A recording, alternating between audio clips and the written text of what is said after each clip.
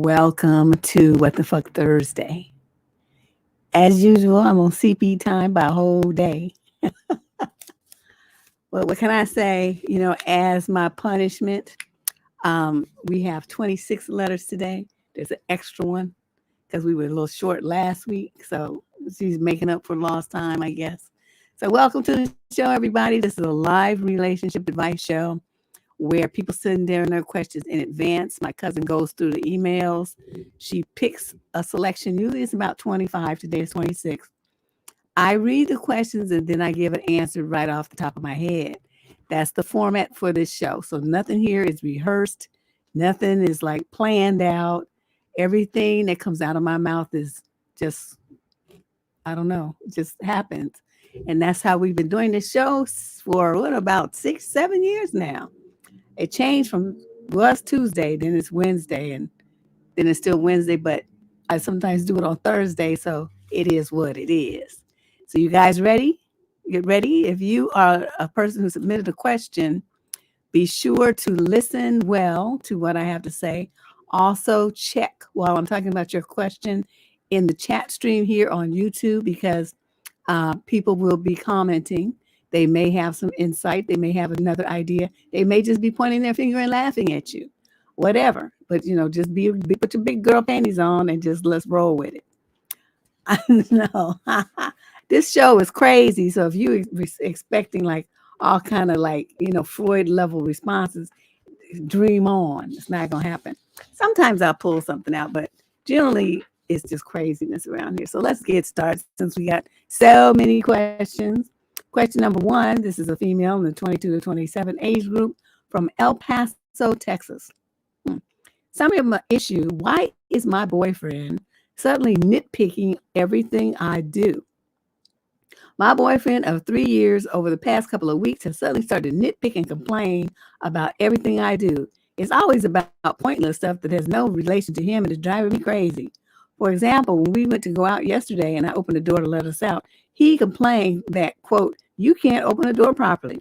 I didn't even know that was possible, but yeah, okay. Or if I'm just doing anything for myself, it's, quote, you're doing this wrong, or why are you doing that? It's just over stupid stuff. And when I express anger about it because it's stressing me out, he tells me to calm down and I'm being worked up for no reason. I don't know what's going on, but he's also been less affectionate recently, and I've done nothing but act the best I can towards him. It's making me lose interest in him. I need advice. That's the goal. He wants you to lose interest in him. He wants you to break up with him so he doesn't have to break up with you because he has someone else in mind that he wants to be with now.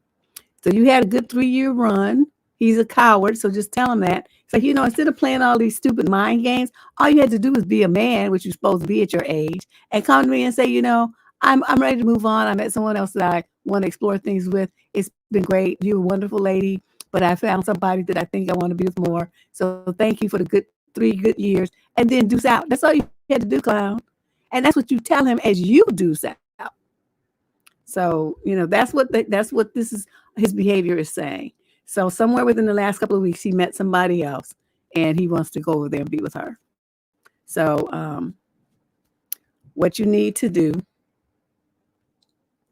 is, what is this going on here? Sorry, my computer flashed up some message. That's the handwriting on the wall. And it's unfortunate, you're young and so you don't know these kinds of things. But whenever a man starts treating you vastly different than the way he usually did, especially over a period of years, you can bet that there's someone else involved. Somewhere, someone's taking his attention and he doesn't, he's just ready to move on. But very rarely are they man enough to say that. So instead, they act out and throw a fit like a tantrum, like a toddler, so that you, if you're a woman with high self-esteem and confidence and know what you want in life, will get rid of him so he doesn't have to be the bad guy. That's the goal here. Okay, question number 2. This is a female in the 22 to 27 age group from Montreal, Canada. Summary of issue: when the ghoster returns. Ooh, I'm going to play ghosting music now. I was dating this guy for 6 months. The first 3 months were totally normal. Then afterwards, he would call daily, text constantly, but we just would never meet up. He had told me right at the beginning that he had ongoing mental health issues, which he was working on. See, That's like snatching my black card. I'm out. He was open with me and went on to detail what these issues were. Okay, you need some game lessons, but let's finish this. After a few times of canceling, I called it off and he never responded. He got back in touch a few weeks ago, being very apologetic for ghosting and said his mental health was bad and he's working through it now. I was hoping he would want to restart things, but he never mentioned it. I spent time thinking and I do want him back. What are your thoughts? How do I approach this? Do I drop him a message in a few weeks asking how he is and where things go? Do I ask if he got back in touch just to apologize or to see if we could give things a go? Are you stupid? Are you dumb? This man is crazy. Okay, he done told you he's got mental health problems. Now, see, to me, that's just game because they all come with that. I mean, it may be true, but then again, see, this is on you because somebody coming and telling you that they out their mind. Then what are you doing trying to date him? Don't you want a guy who's normal and got all his faculties and who's, ready, willing, and able to reach a level of emotional depth so that you are in a satisfying, mutually rewarding relationship with him? Someone comes in the door telling you that they're incapacitated and not going to give you too much because they have this excuse. Young ladies, you need to do better about making smart decisions for yourself. A man tells you he's a whack a job. You say, well, you know what? Your top priority should be getting your mind right. So I'm going to, I wish you the best of luck and I'm gone.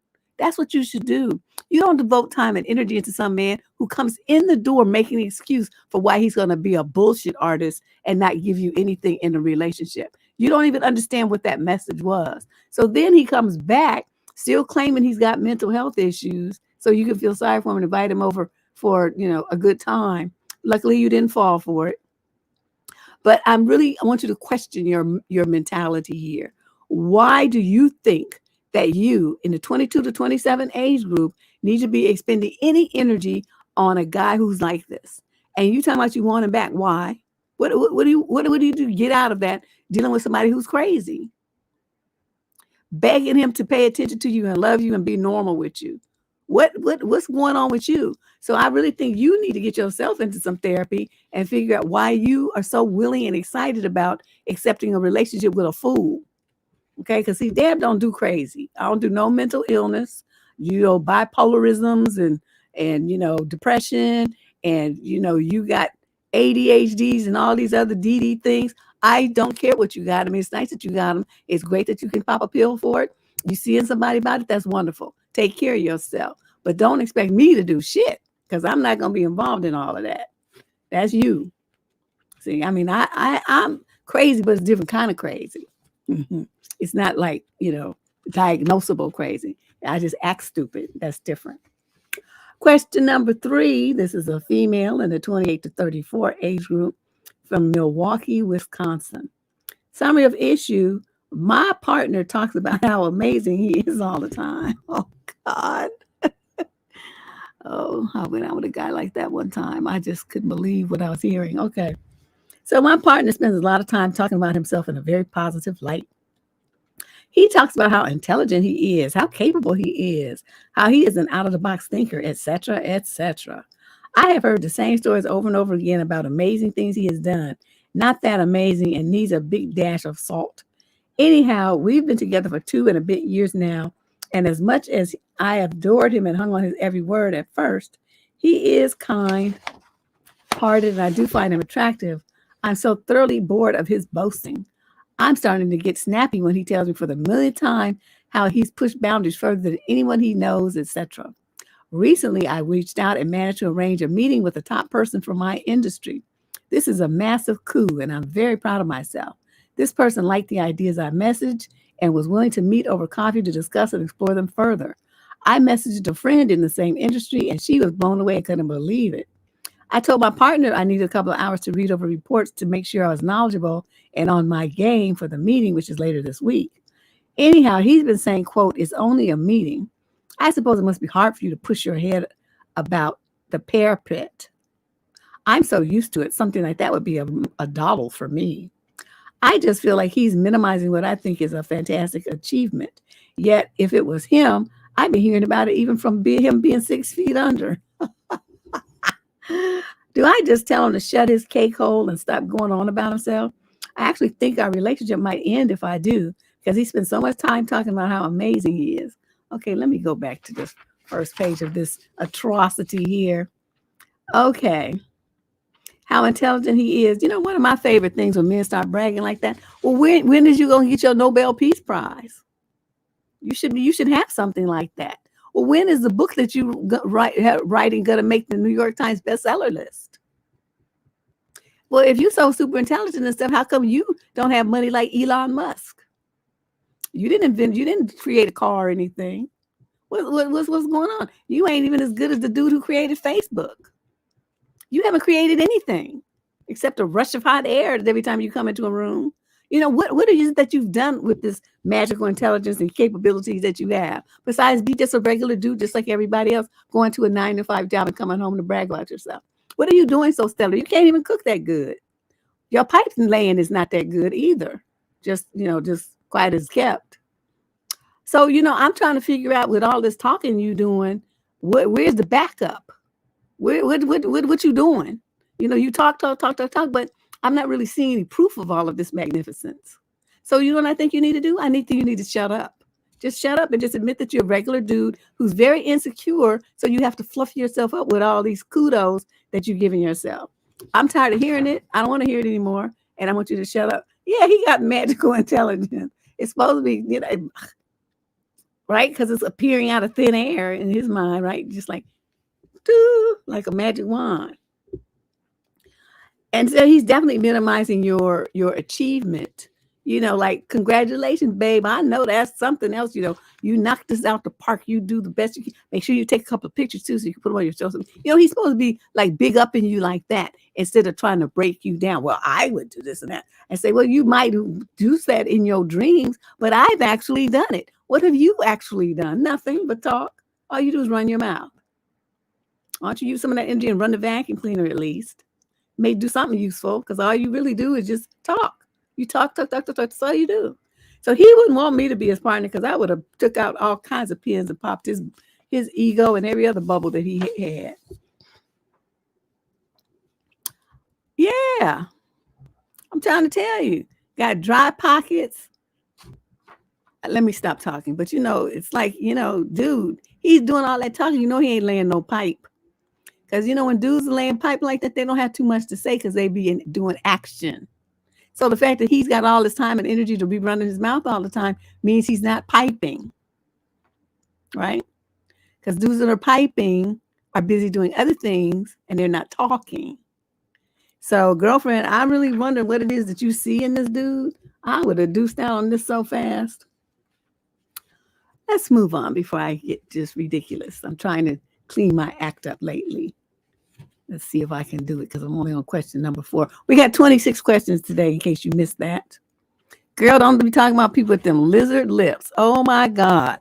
You just want to just slap some avocado oil all over their face. Okay, female, 22 to 27, Colorado Springs, Colorado.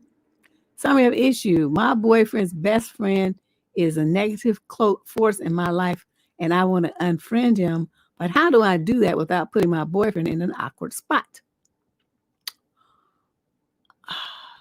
I would do a twofer.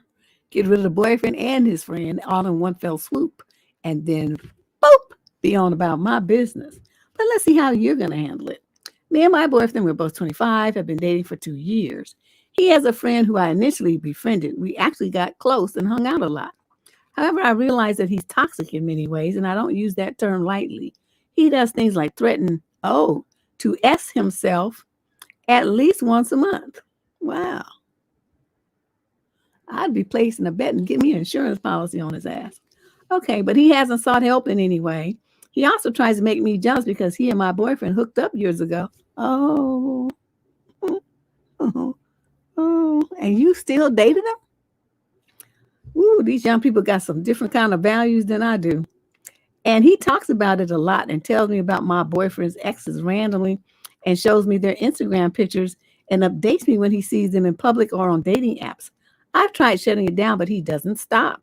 It's been all bringing me down. I want to stop being his friend.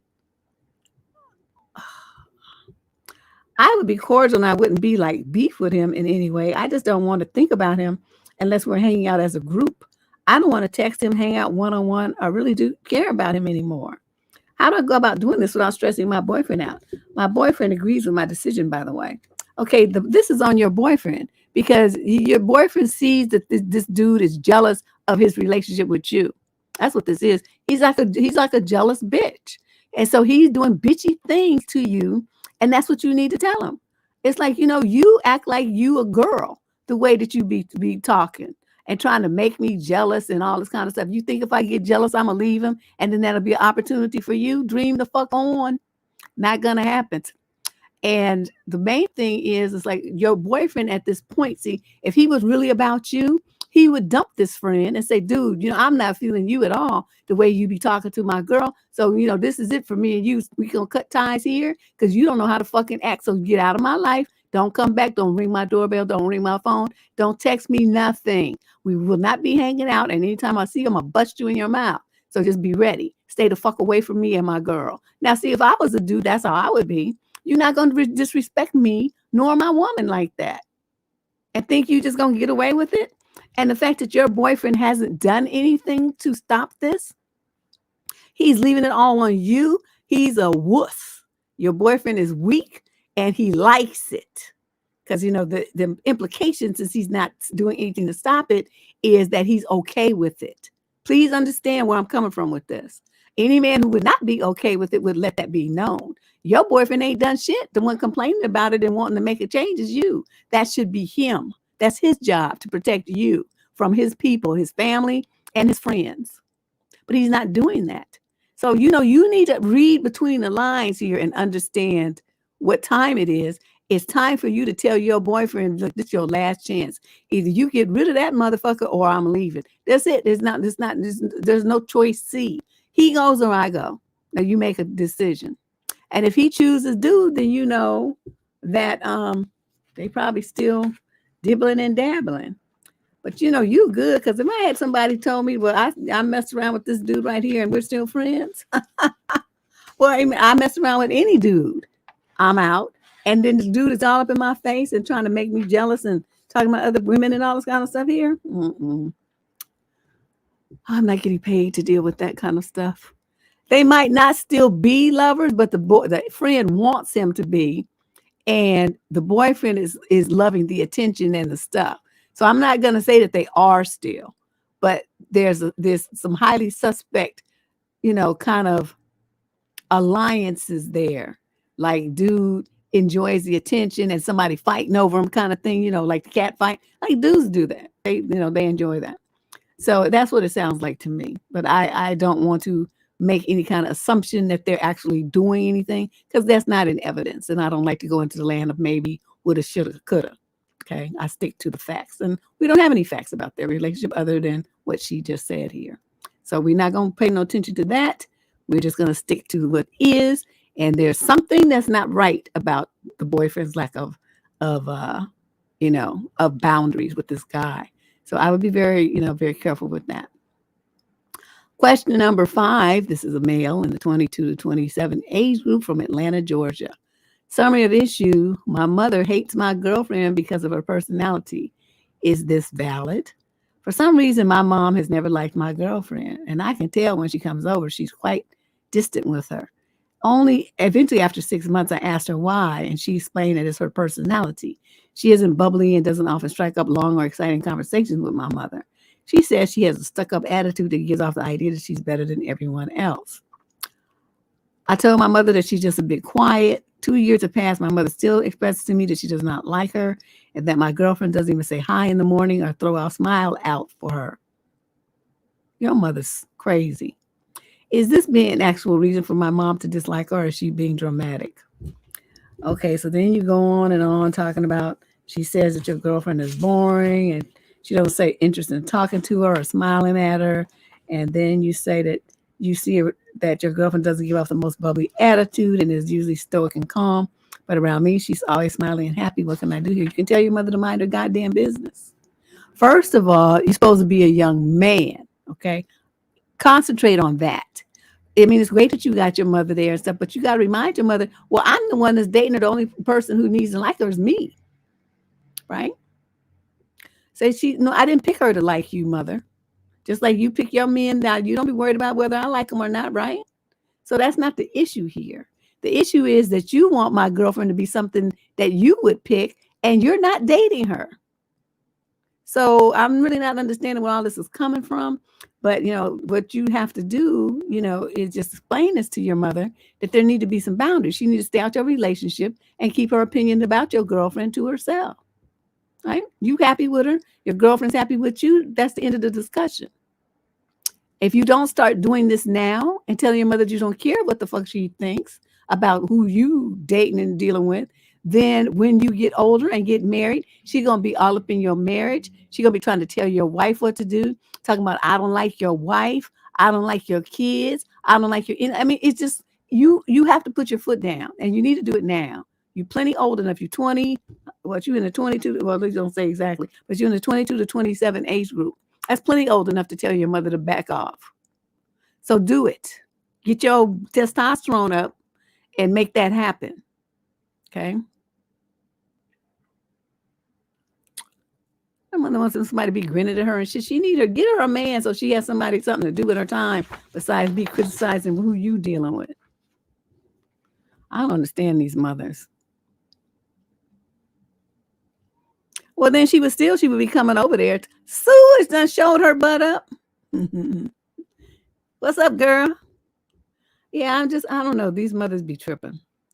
Question number 6. This is a female in the 42 to 49 age group from Louisville, Kentucky.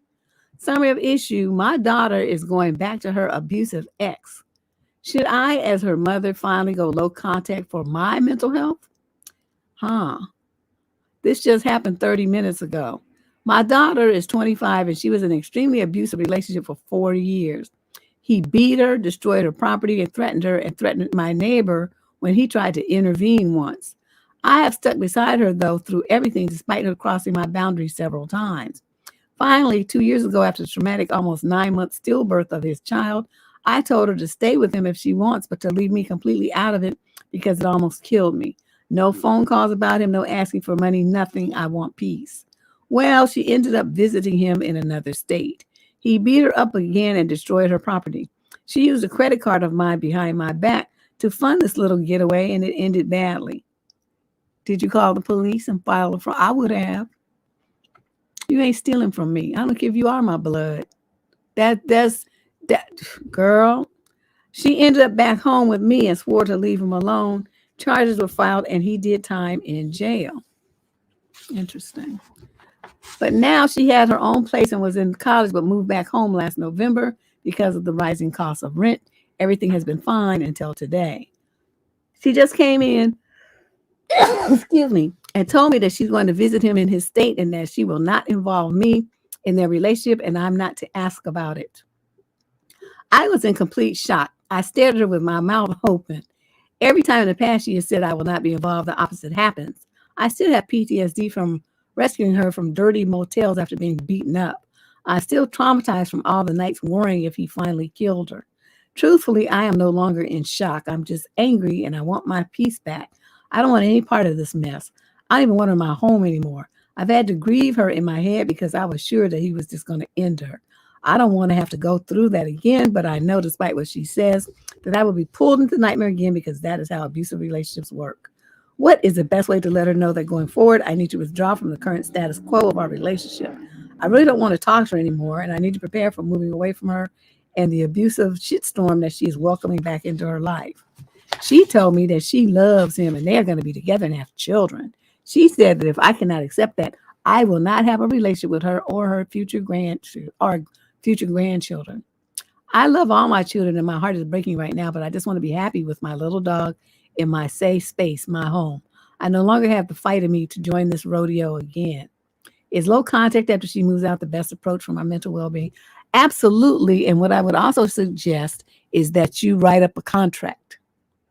And in your contract, you're going to say that, put all the stuff that you said about, this is the choice that she's making and the details about what you're going to do and what she's doing. And then you're going to say, effective the date that you move out, you are no longer my daughter. And I know it's going to sound harsh. And I know a lot of people are going to be like all sucking in all kind of air, but You're an older lady now, okay? You at the age where people start having heart attacks and strokes. That shit is no joke. And you would be having that and be all laid up and all like in the hospital or something, in a nursing home or whatever. And guess what? She gonna still be with it. So you at a certain point you have to accept that you just have a stupid child. That's just the bottom line. She's stupid. And when you have somebody who's stupid like that, you have to let them go and be stupid. Alhamdulillah, alhamdulillah. She got to go. So you tell her she is not to call you. She is not to ask you for anything. She is not to text you, reach out on social media, send you anything in the mail. Nothing. For as far as you're concerned, once she walks out the door, she's dead to you. And now this sounds very harsh. This sounds very cold and all this stuff. And a lot of parents would not have the strength to do it. But you need to do that and you need to put it in writing because she's making a choice and you're going to throw up your hands and step back. This is a grown woman. I could see it if she was a teenager and, you're still responsible for, but her ass is grown. She's fully entitled to make whatever decision she wants to, live wherever she wants to, get her ass beat if she wants to on a daily basis. I mean, that's her choice. She's choosing that. So you're going to choose to protect yourself. So do what I'm telling you. Then you make her sign it and date it. You can get it notarized if you want to in front of a notary public. They have them at banks and savings and loans or whatever. And then you give her a copy and you keep a copy. And then once she leaves, you change your phone number. And if you have the ability to move, that's what you do. Keep out close all your social media accounts, change your email address, disappear. Because what's going to happen is, just like you said, she's going to get you sucked back into it. And you're going to be powerless to do anything, but you're going to be the one burdening all the anxiety and stress about it, while she just continues to make one stupid decision after another. So I know that, this sounds cold. And a lot of people are like, oh, I couldn't do that. My baby. She's not a baby. She's a grown man a grown woman who's making stupid choices. So let her make them. You know what I mean? I wouldn't want to see no grandchildren that had that fool's DNA in them. So little kids might be like Chucky. I know Sue is like, but so many mothers just don't have it in them to make a hard line like that. They just can't do it. Not until they're, it's too late and they done had a heart attack or two and a stroke and, develop cancer and all kind of stuff's going on from all the constant stress and strife and turmoil in their life behind some grown kids. I don't stress about grown people. Little kids, yes, y'all hear me. When it's a little kid, I go crazy. But when it's some adult person making stupid decisions, I just let them do it. It's like the one who's behind is going to be hurting. It's going to be yours, not mine. So let's move on to question number 7. This is a female in the 28 to 34 age group out of Kansas City, Missouri. Summary of issue. This man is married. Why is he asking me about my life? I worked with this guy and we were pretty decent friends. We went out our separate ways, but periodically kept in touch with him, flirting, etc. He got married and cut contact with me. He did tell mutual friends that, quote, I was the one who got away, end quote, and anyone who ends up with me is lucky. He never told me this himself. Anyway, I'm married too now. He's now reached out. It's 8 years later. He's married and has a kid too. However, he's asked me the following questions. How long have you been married? What does your husband do? How old is your child? What do you do? So he said he's happy for me that my career had taken off. And he was really impressed with my outlook on life. Is this weird or normal? I'm not sure what he's getting out of knowing this. And I find it a bit strange and uncomfortable. What should I do? You should not have answered him. First of all, if the guy got married, then why did you not block his number in your phone? You got married. Didn't you I made my husband change his number and I changed mine too, because you want to, get rid of all that miscellaneous riffraff and stray randoms out of your life. And you don't want to bring them into your married life where you're making a whole new path for yourself. Why did you keep the same number when you got married? Why did you not block him? If that was since that was the option, why did you at least not do that? So see, you invited bullshit into your life. You invited it. You left the door wide open for it to come dancing in there. And then you want to get act all Pikachu face about it and like, well, what's going on? Why is he asking me these things? Because he's trying to see how happy you are in your marriage. And if there's any opportunity for him to slide in and tap that ass, that's what that's all about. Are you this naive for real? You don't know why he's talking to you like this. He's trying to establish a rapport. Find out if there's any cracks in your marriage, any weakness of your personality and your determination and your loyalty. That's what he's trying to do, to see where you are mentally and emotionally. So the reason why, when you have dudes like this and they're married, you don't involve yourself with them. You block them. If they happen to get through to you, you block them and then you go on with your life. That's what you do. So I strongly suggest that you change your phone number today and then not only get rid of him, but any other possible randoms that may come marching through the door. Okay?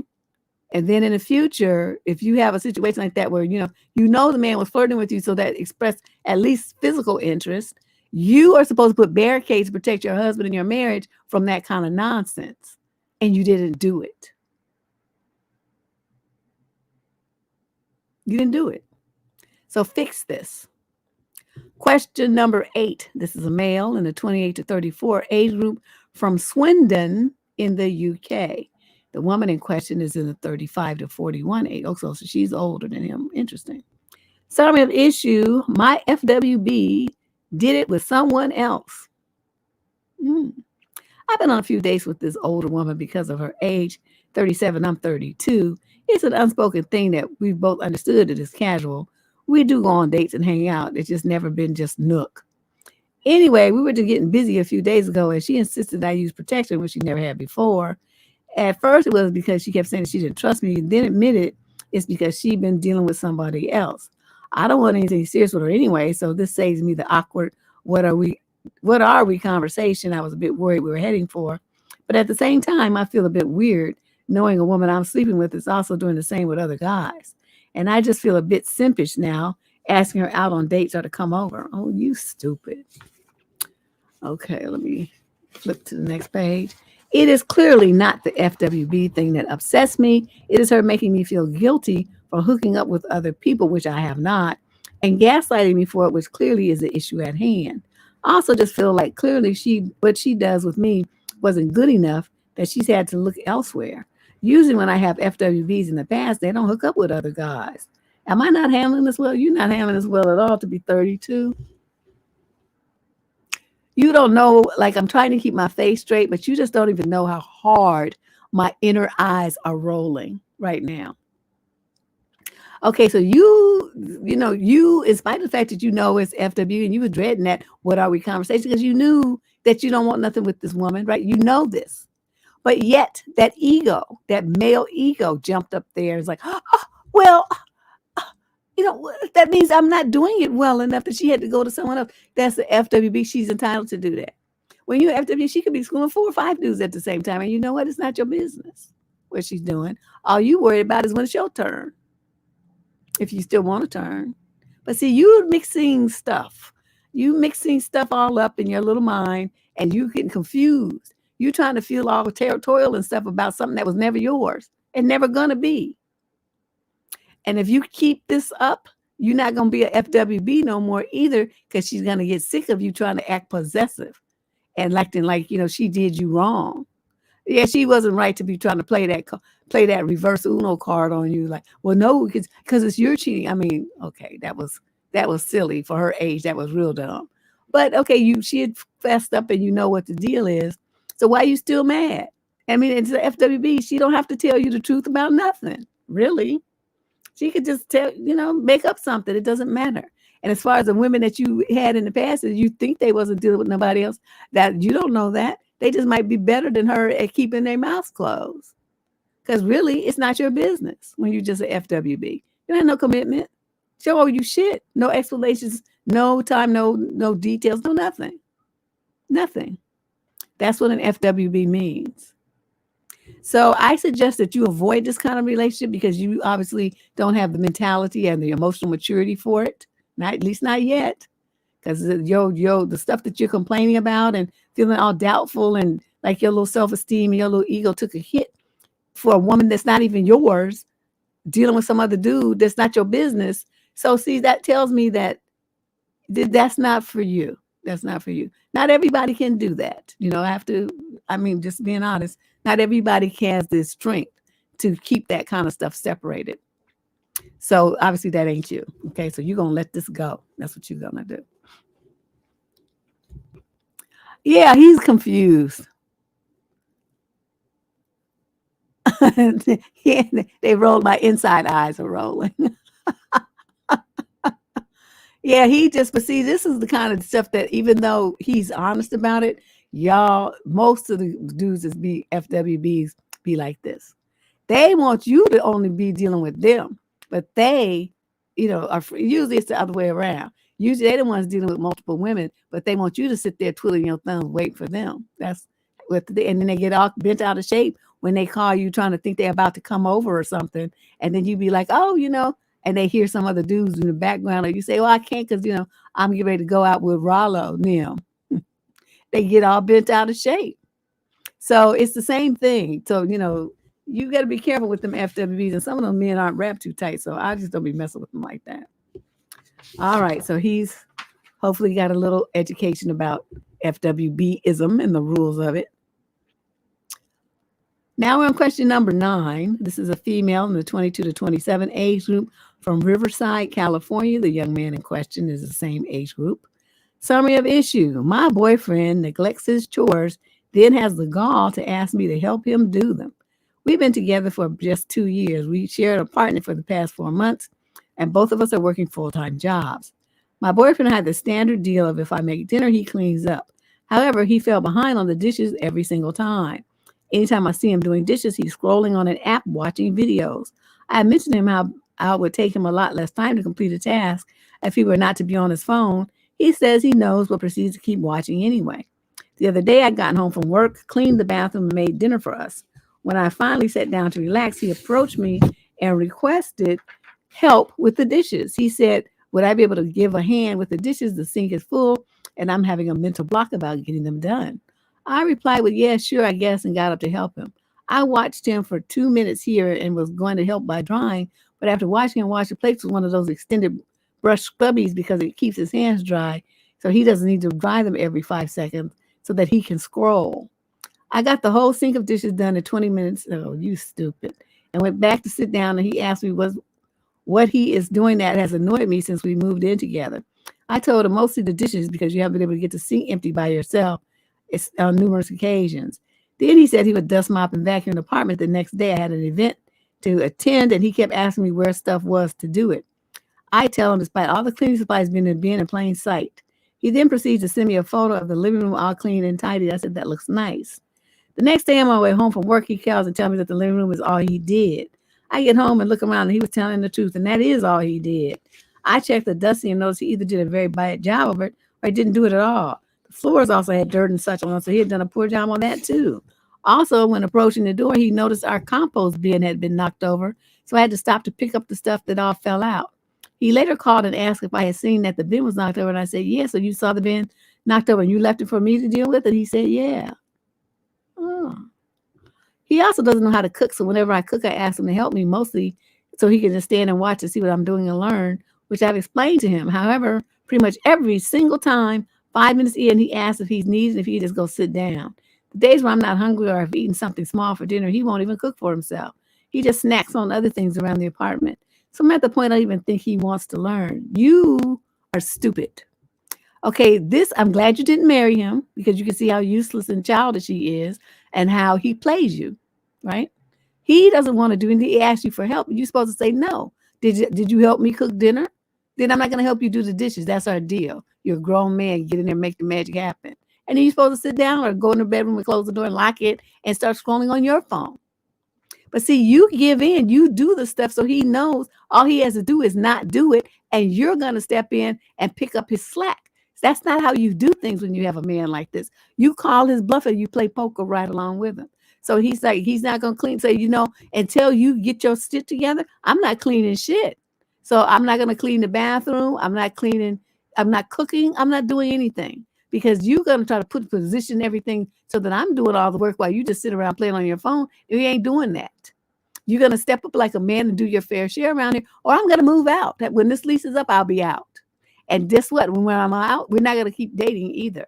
So that's what's happening here. Your attitude is too too fucked up, and I don't like it, and I don't want to be in a relationship with a man who acts like you. So either you fix this shit now, or buddy, we're gonna be through. You decide. That's what this is the speech he would give from me.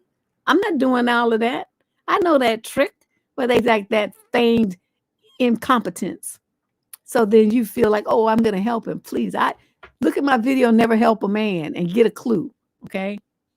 You don't ever help them. He came to you, ask for help, you're supposed to tell him no. Do it yourself. That's what grown men do. But why did that letter piss me off? That made me mad that somebody would be that stupid and fall for that stupid tired game. Question number 10 of 26. This is a young lady in the 22 to 27 age group from Portland, Oregon. The male is 28 to 34. Summary of issue: dinner at his place. We all know what that means. I'm going over to this guy I've been seeing his house this weekend because he's cooking us dinner. This will be our fourth date, and I'm well aware of the context of the date, but I was wondering what the social graces are, as I haven't dated much since college. I told him I wanted to bring something, and he said beer would be great. I will grab a local beer from my shop, as I consider myself quite the beer connoisseur, and he has told me in the past what kind of beers he enjoys. Should I bring anything else? He has a home outside of the city, and I feel it's improper to show up without flowers or something, but he's not a gal pal, so I'm not sure what the protocol is. He has a dog, and I was also thinking maybe about bringing a toy for the pup along with the drinks. Also, ladies, what the heck are we wearing to a dinner at his place? I'd love to change into a comfy outfit before I drive over there, if that's acceptable. Well, y'all, you know, what is the protocol these days when you in the, what age group is she? 22 to 27 age group, and you going to spend the night at the dude's house for the first time? What kind of attire should one bring? You guys put your suggestions there. I personally think that, just like a cute cropped shirt and some shorts is cute, or a nice little shirt, blouse kind of thing, and some, those like well-fitted pants that show your curves. Some people use leggings or whatever, yoga pants type of thing. Or you could wear a dress, right? Some like little sandals or something. It just depends what the weather's like. Where are they again? Hold on a second. Oh, Portland. I don't know what the weather's like in Portland. I thought it rained all the time up there. So I don't know. Yeah, I don't know. He wants something sexy. Nobody cares what he wants. This is her first time going over to his house. It's not about him. It's about her feeling comfortable and looking cute. The main thing is she has to feel comfortable because she's going to be in a strange environment and everything's going to be the first time. So she needs to be, she needs to be comfortable more so than she needs to be focused on what he likes. He don't like anything because she's there. So, I mean, she could wear a burlap sack and he'd probably be like, oh my God, it was the sexiest burlap sack I've ever seen. Oh, the necklace that you wore with the burlap sack, it was just wonderful. Your accessories were wonderful. You're so cute. You're so beautiful. That's what she gonna get from him. He don't care about that. And there's one dude he said, girl, don't worry about what you're gonna be wearing because I'm gonna take it off as soon as you get here anyway. That's what he said. So I was like, oh. So then I didn't worry about it. There's no point in worrying about it. He just just put his shit out on Front Street. It's like, I'm not going to be looking at it that long anyway, so it's not like it matters. I was like, I know, Ash, he didn't even miss words. I was like, well, dang, you could have pretended or, faked it or something. He was like, what for? So I'm like, okay. Yeah, all right. So, so think about that, just look at what kind of look cute, casual, lounge wear. That's what you would want to wear if you're not going to wear like a cute dress. Victoria's Secret stuff is too expensive. Girl, you better go to Target and get you something. Question number 11. I'm sorry. This is a male in the. Hold on a second. Let me take a swig of my wine. I'm talking too much.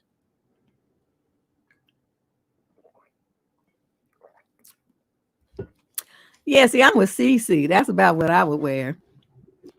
I'm not being fancy for you. Question number 11. This is a male 22 to 27 from Mesa, Arizona. Summary of issue. Women, would you expect the man that you're dating to pay for your gas in your car? Personally, as a man, I'm 26. I wouldn't do that at the present because I'm in law school, which is expensive, and I'm working at a minimum wage job. On top of dates, gifts, and gas prices being insane right now where I live, I just can't afford it. However, if I were more financially stable, I'd do it in a heartbeat. Should this be something that men automatically do? Not necessarily, but it's going to be like this. If you don't have no car, and every time you want to go on someplace, you expected me to drive, and you expected me to drive and pick you up and then take you back and then drive myself all the way back, plus drive to the date, and you not contributing no gas to my car, then we ain't going. We're not going. Because not only am I doing all that, I have to play chauffeur too, like I'm driving Mr. Daisy. I'm not doing that. I don't like that. How about we just meet there? Let's just do that. And then you don't have to worry about putting gas in my car, and I don't have to worry about chauffeuring you around. Let's just do that. You could take an Uber, or you could walk, take the bus, hitchhike, ride on the back of a dolphin. I don't care how you get there, but I'm not going to be driving you. So that's how I feel about it. If a man starts thinking that I'm going to be paying chauffeur, and he's just going to be using up all my gas and oil and putting mileage on my car, and he's not contributing any gas to do it, because just like you said, gas is high. These dudes, they want you to be picking them up and driving around and paying half the check too. No, you just stay your broke ass at home. How about you do that? Yeah, they want to get picked up and dropped off. I'm not doing that. I'm not doing that. And they'll try you too. Oh, my car's down. My car's down. It's like, well, what do you do? Hertz? Avis. Those names sound familiar? Oh, well, that's kind of pricey. Brother ain't trying to do all that. Well, then brother ain't trying to go out. So you and Netflix enjoy your chill tonight, and I am going to be out doing my own thing. That's what's going to be happening. It's like, I don't care how you get there, but you ain't riding my car. How about that? Let's move on from this nonsense, little cheap so-and-so. Well, yeah, Uber or Lyft does work, but whatever, skateboard, even bicycle. He could do whatever he wants to do to get there, but don't come talking about me picking you up and dropping you off. I'm not going to do that. I know some women say they don't mind. Deb is always minded. Even my friends, when I got my first car, I took that little what's that little thing where you press the plastic and make the letters on the little strip? I made a strip and I put it on my glove compartment, and it said, "This car does not run on friendship." I was all of 16. Because, you be the first one with a car, right? My father want to make sure I had a car. He want me dependent on the little nappy-headed boys. So he got me a car. So I'm driving my car back and forth to high school.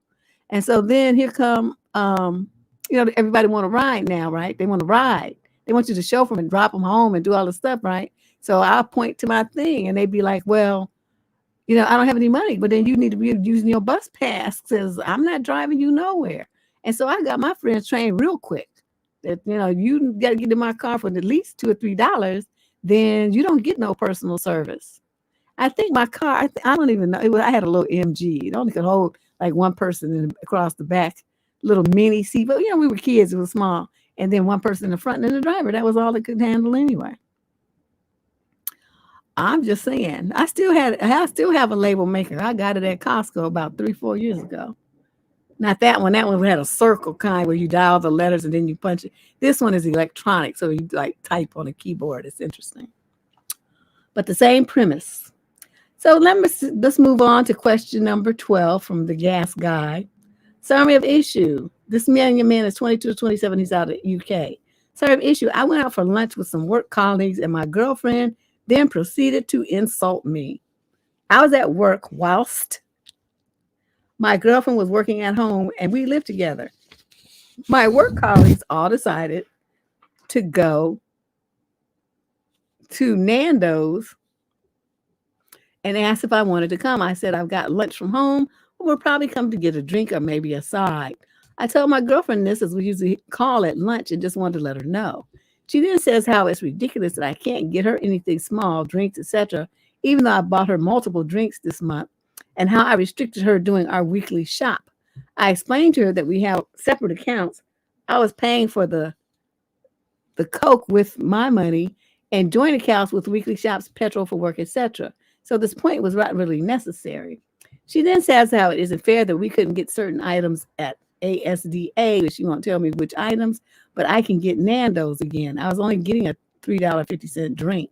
And then she says how I wanted to diet for upcoming holidays, yet I can get Nando's. Again, I was only getting a drink. She was out on the weekend and said she only drank while she watched her friends eat something that she couldn't afford. I said that was completely irrelevant as I could afford it. She then acts absolutely horrible to me, saying that I only diet when it suits me. All of this is because you're going out with your friends and from work. Not to mention how we can't have a phone call because you're going to be stuffing your face all lunch with not one but two lunches. Even their broccoli is covered in oil and fried, so there isn't one thing you can get that would be healthy.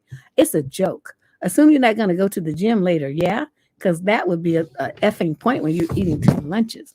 I would never even dream of talking to her in this way, and this has really upset me. I told her this, but she completely dismisses me by saying how it's true and how she's a victim and how upset she is. I just want to know if I'm being overly sensitive here.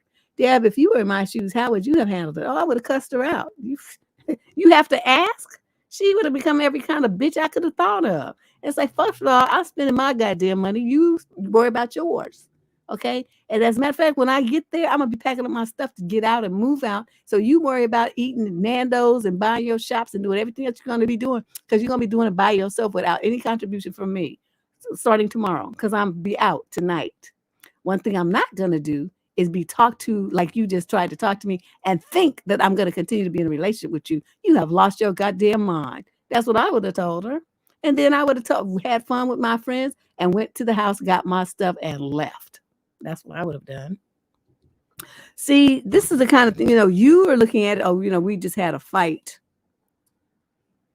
It's not when people feel this comfortable about going there and disrespecting you on that level. See, there's no comeback from that. And those of you who forgive people who talk to you like that, you're in gross error here. Your boundaries are way too low and your self-esteem is in the toilet. Anyone who respected themselves would not allow someone to talk to them like this. I mean, you could have hung up on her mid-sentence. I mean, really, but I would have just took a deep breath and proceeded to do that reverse Uno card and start cussing her bitch ass out. Because that's like, you crossed 15 lines here, chick, and I don't know who you think you're talking to. And so that's what would have been the beginning of it. And then I would have ended it by telling her, I'm leaving her because she lost control of her mouth. And when women lose control of their mouths like that, same with men, then there's no coming back from that. Certain things, like we talking about in the court movies, the jury shall disregard that statement. Nobody ever disregards anything that you say. They will remember it forever, especially if you try to brush it under the rug and apologize for it and all that kind of stuff. They're going to remember it extra. So to me, the fact that she felt comfortable enough to go there and talk to the person that she's supposed to love the most that kind of way, it's a wrap. It's a wrap. I'm just saying. I don't know what that's all about. But she mad because he's spending his money going out to have something with his friends. I don't care if it costs $1. It's your money. You made it. You're not married. So she has no need to make any kind of comment about what you spend your money on. See, that's where I'm with it. And that's what she would have got from me. Let me get all my money out the bank and walk up and down the street and making it rain. Now, this chick is crazy. Okay. Question number 13. This is a female. The 28 to 34 age group. It says no location provided. Male, same age group. Summary of issue. It's hard to date as an atheist. Should I try to date a Christian? Hell no. But let's see what you say. I tried it. I'll tell you my nightmare. I'm an atheist / agnostic, yet have many, quote, conservative hobbies like hunting, fishing, and horseback riding. Whenever I meet a guy I like through group events or my extended friend group, he ends up having a, quote, personal relationship with Jesus Christ and is strictly against abortion.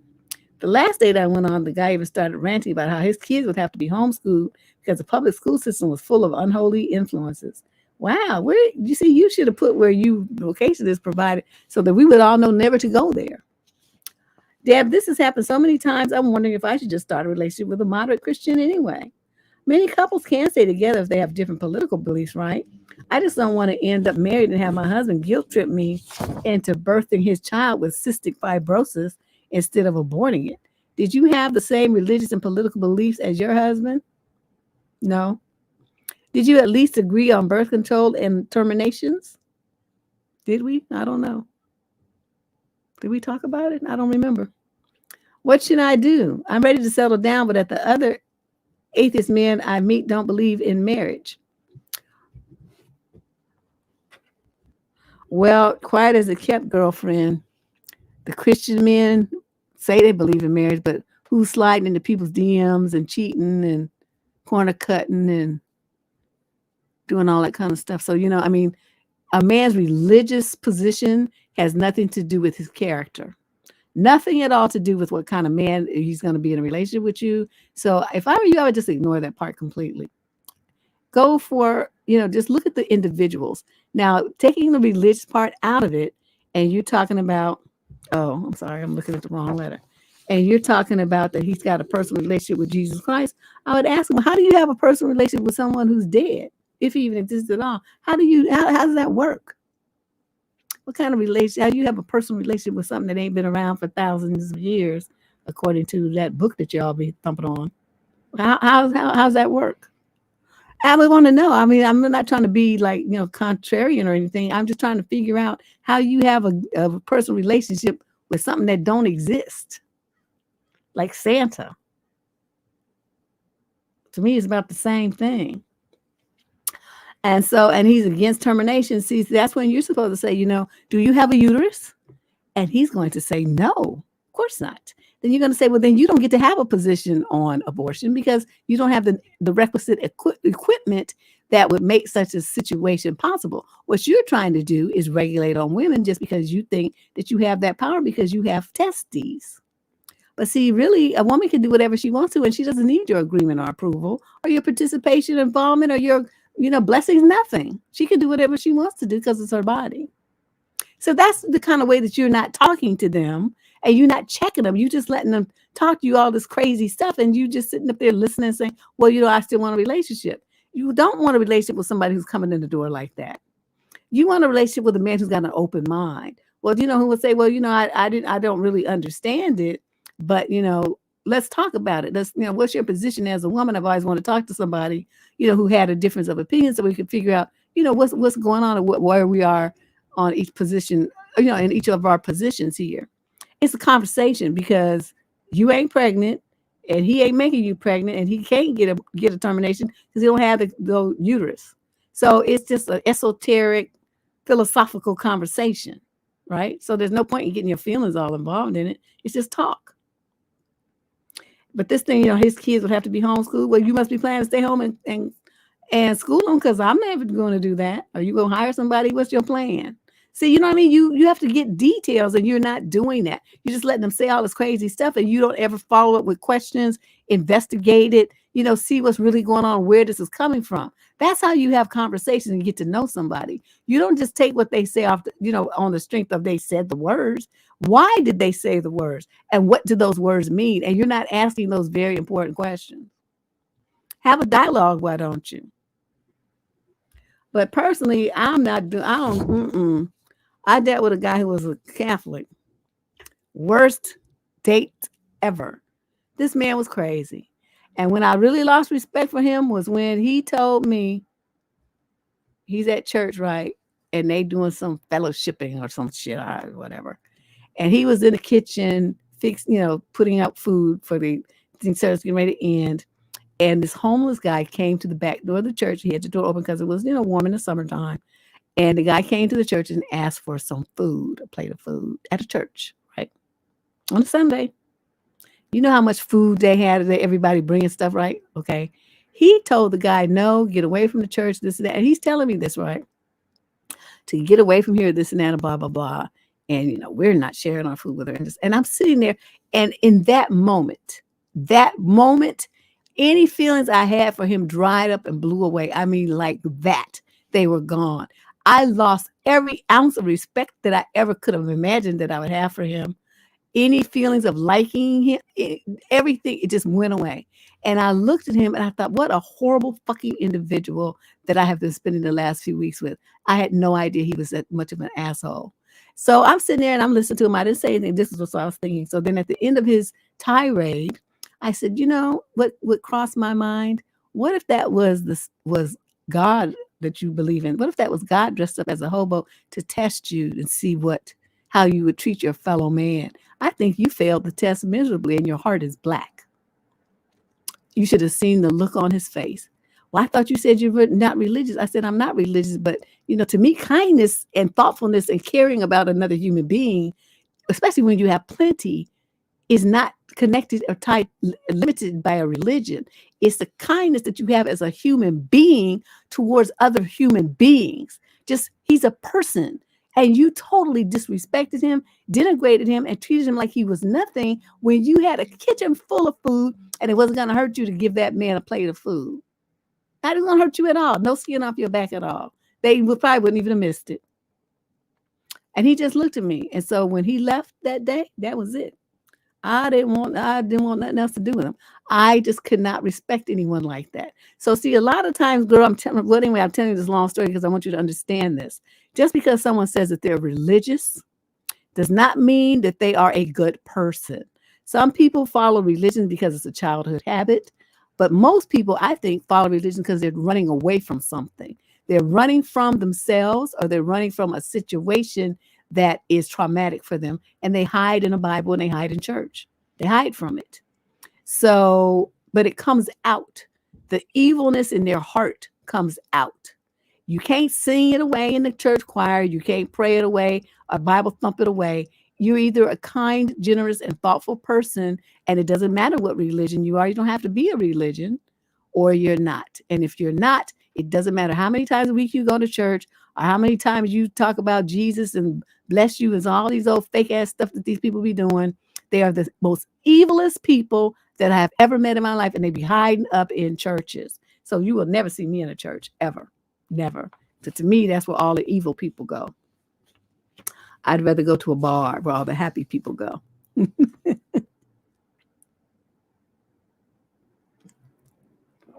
So I just wanted to, run that story by you so you can stop focusing on whether the person is Christian or not. Go by the character of the man, okay? And I don't care what he is. If he's cool and he says he's a Bible thumper, but, you like his character, y'all vibing and everything, then date him. If not, then leave his ass alone. Question number 14, female, 18 to 21, from Charlotte, North Carolina. Summary of issue. I feel like men offer FWBs with me because I'm not attractive enough for a relationship. I'm in my very early 20s, and I haven't had a real offer for a relationship ever. Men are so quick to offer FWB or casual hookups with me and never, ever something serious. It's a little frustrating. Many people say it's because of my age, but I disagree. A lot of these men that offer casual relationships are quick to get in relationships with other women or have a dream girl in mind. Though people say, well, they must be attracted to you somewhat, or they wouldn't go out with you or make these offers. To that, I say there are many people who have lower standards for FWB and casual relationships. I feel like at most I'm passable looking to most men, but I'm never anyone that they would show off. It's really frustrating because I've dated men who are more similar in attractiveness, but they've been the same way.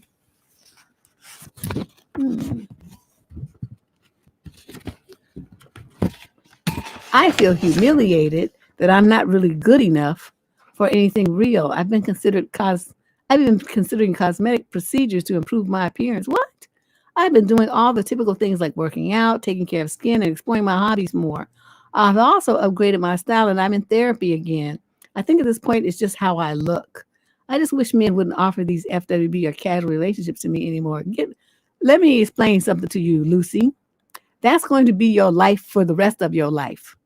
Meeting men ain't about shit. I don't know where you get this mistaken belief that all these guys are looking for something serious and you're the only one.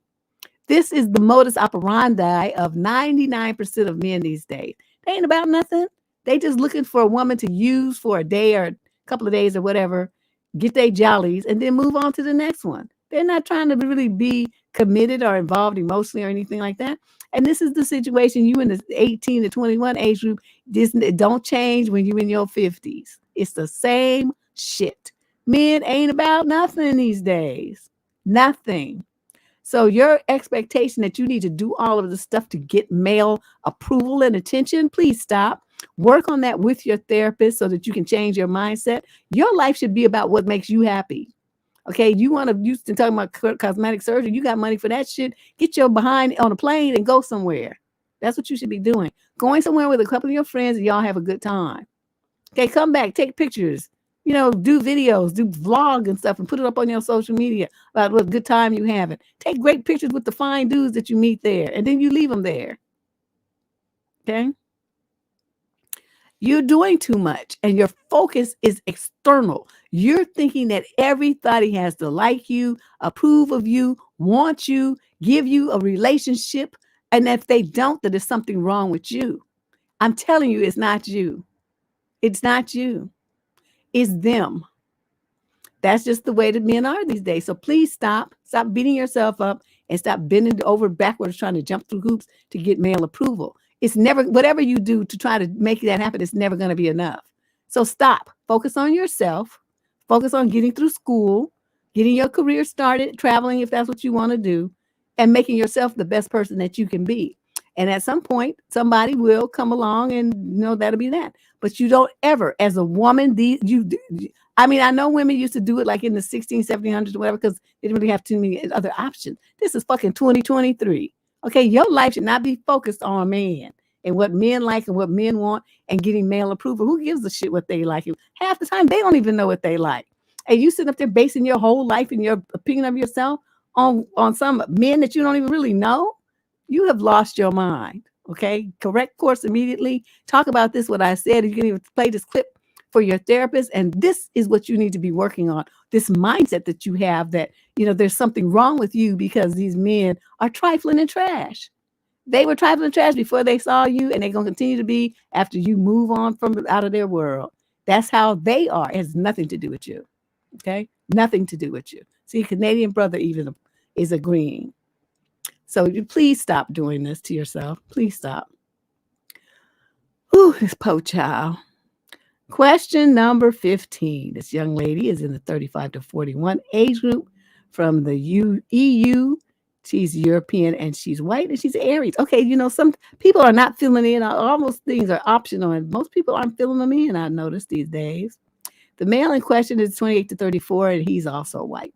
Summary of issue: how to date multiple people so that I don't get attached too quickly. Oh, you're talking about the pair and the spare. Hi, Deb. In your videos, you said multiple times that the only viable strategy is to date multiple people at the same time. How do I force myself to do that? After 3 dates with the new guy I am head over heels enchanted with, and I've lost interest in other guys. Have zero interest in looking for dates with other men. Unfortunately, it is easy for me to have a crush, and this guy is a good man who makes me feel happy and comfortable. Any advice? Well, it's probably too late in this situation. That's the kind of situation you have to have in place when you meet the guy. So then you take your time getting to know him and building up an attachment to him, and it wouldn't happen after just 3 days. But since you only focus on him, you fantasize about him all the time. You think about him all the time. You wonder what he's doing all the time. You don't have anything to buffer that. No other men are calling you. You're not going on no dates with nobody else. You're not laughing and giggling and hearing funny stories from no one else, just from him. So in this case, you become attached to someone rather prematurely. In only 3 dates. I'm still trying to figure out if I even like what he smells like or what if his middle name is weird and stuff like that. I'd be thinking about stuff like that. And you already head over heels. Don't you think that's a little quick? That is probably based on your romantic projections of what he is versus the facts about what he is. That's my concern when you start moving this fast. You're basing your feelings on what you think he is and how you believe he is and what you hope he's about versus what he really is, because he hasn't had the opportunities and enough time has passed for him to show you those things yet. You see where I'm going with this? You're setting yourself up for a big fall. You need to be, you're a little kind of old for this, don't you think? 35 to 41 age group to be acting like this. This is kind of like an ingenue kind of mentality. At your age, you should be, being much more careful and deliberate with your emotional investment. But how you do the time, you date 2 or 3 dudes at the same time. My ideal is 3. Your 2 main ones, and then one that's, that you either moving in or moving out. That third spot is the rotation spot where you bringing a new person in. They might prove to be better than one of the other 2, in which case you replace one of them original 2 with this new cat, and then you move in the new one to replace the new cat that you promoted to one of the main 2. You got to refill that position on number 3 position. So it's a constant rotation of guys. You have to sleep with them all. I always say this all the time. No, you do not. You're dating. You're talking to them. You're getting to know them. You see what you guys have in common. I mean, you can if you want to. I'm not going to tell you to stop. You grown. Do what you want to do.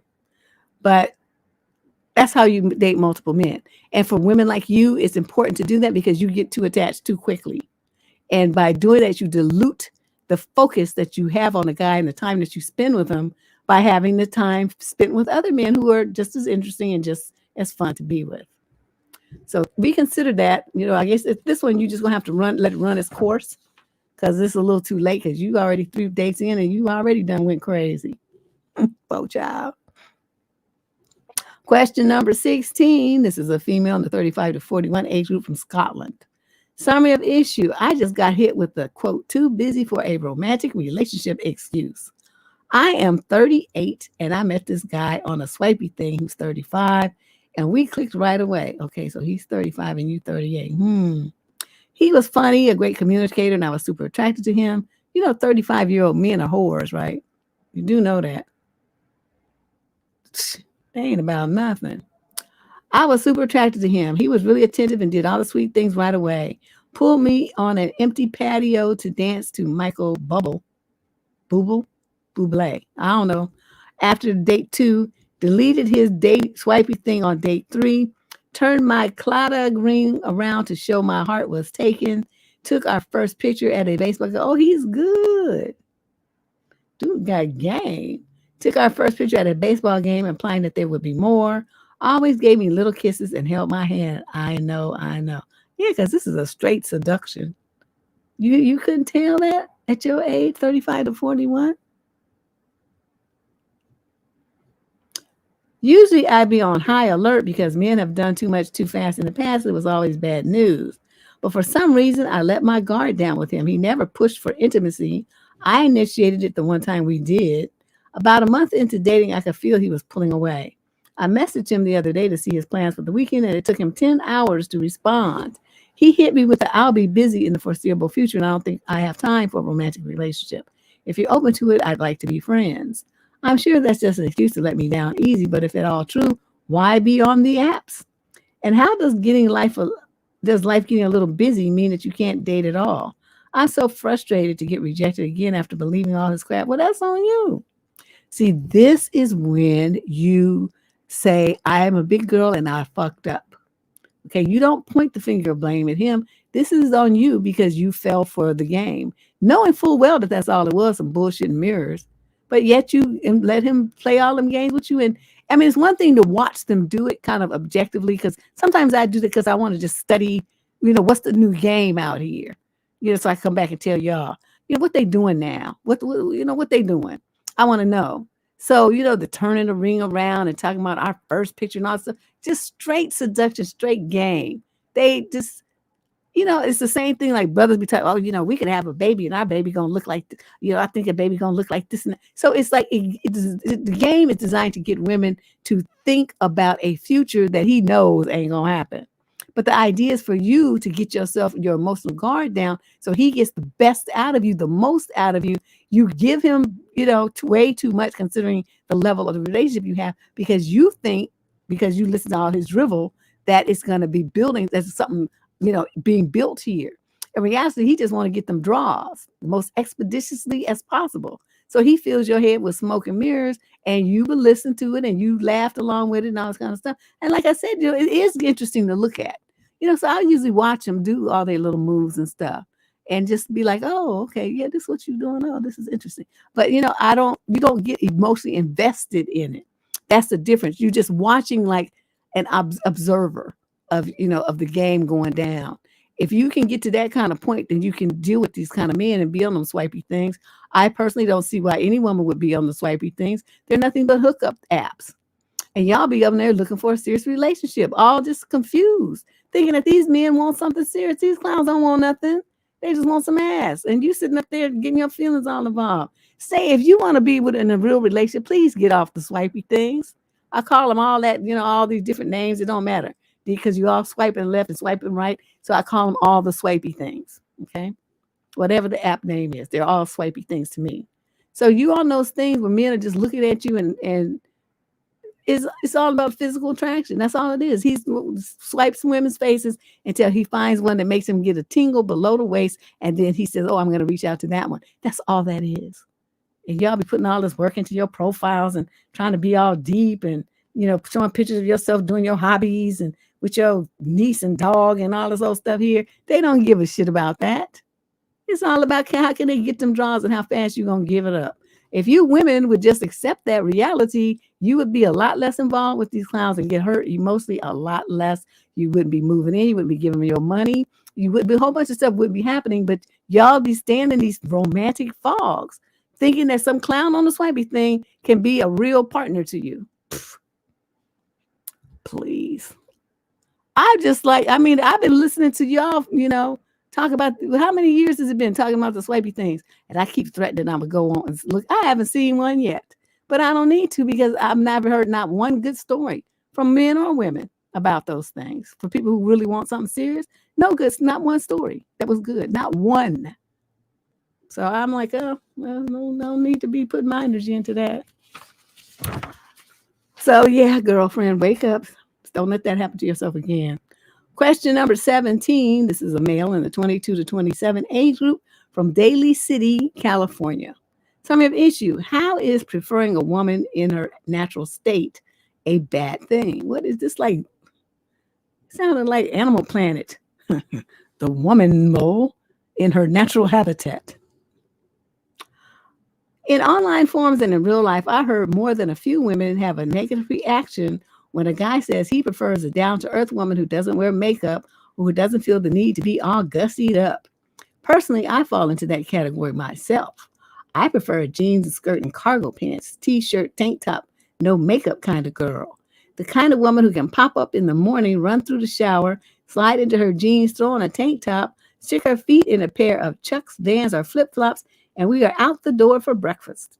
How's that a bad thing? Hell, I wish I could find more women with that preference. Most of the women I meet want to dress me up at some point, LOL. Probably because you look like a fucking bum. There's a happy medium. I mean, some women will do what you talk about, but you know who usually that is? Women who are married. Because they've given up on life. They've given up on life. And they feel like, I don't need to look cute no more because I already got you. Where are you going? So you're just going to deal with my hair in a ponytail and no makeup and looking a hot mess because I haven't had any sleep because this damn baby been crying all night. Right? Now you that's the kind of woman you would like. I highly suggest that you go to the nearest Kojic church. That's Church of God in Christ. The acronym is Kojic because they get forbidden from wearing makeup. They only wear like little skirts and plain clothes and stuff. They look like fucking pilgrims, but that's what they do. And so that's the kind of woman that you need. So you head on over to your local Kojic church and make the rounds. Go to all of them. And before you know it, you'll find you a wife that looks like the back end of a cow, all plain Jane, and you'll be happy. I'm telling you.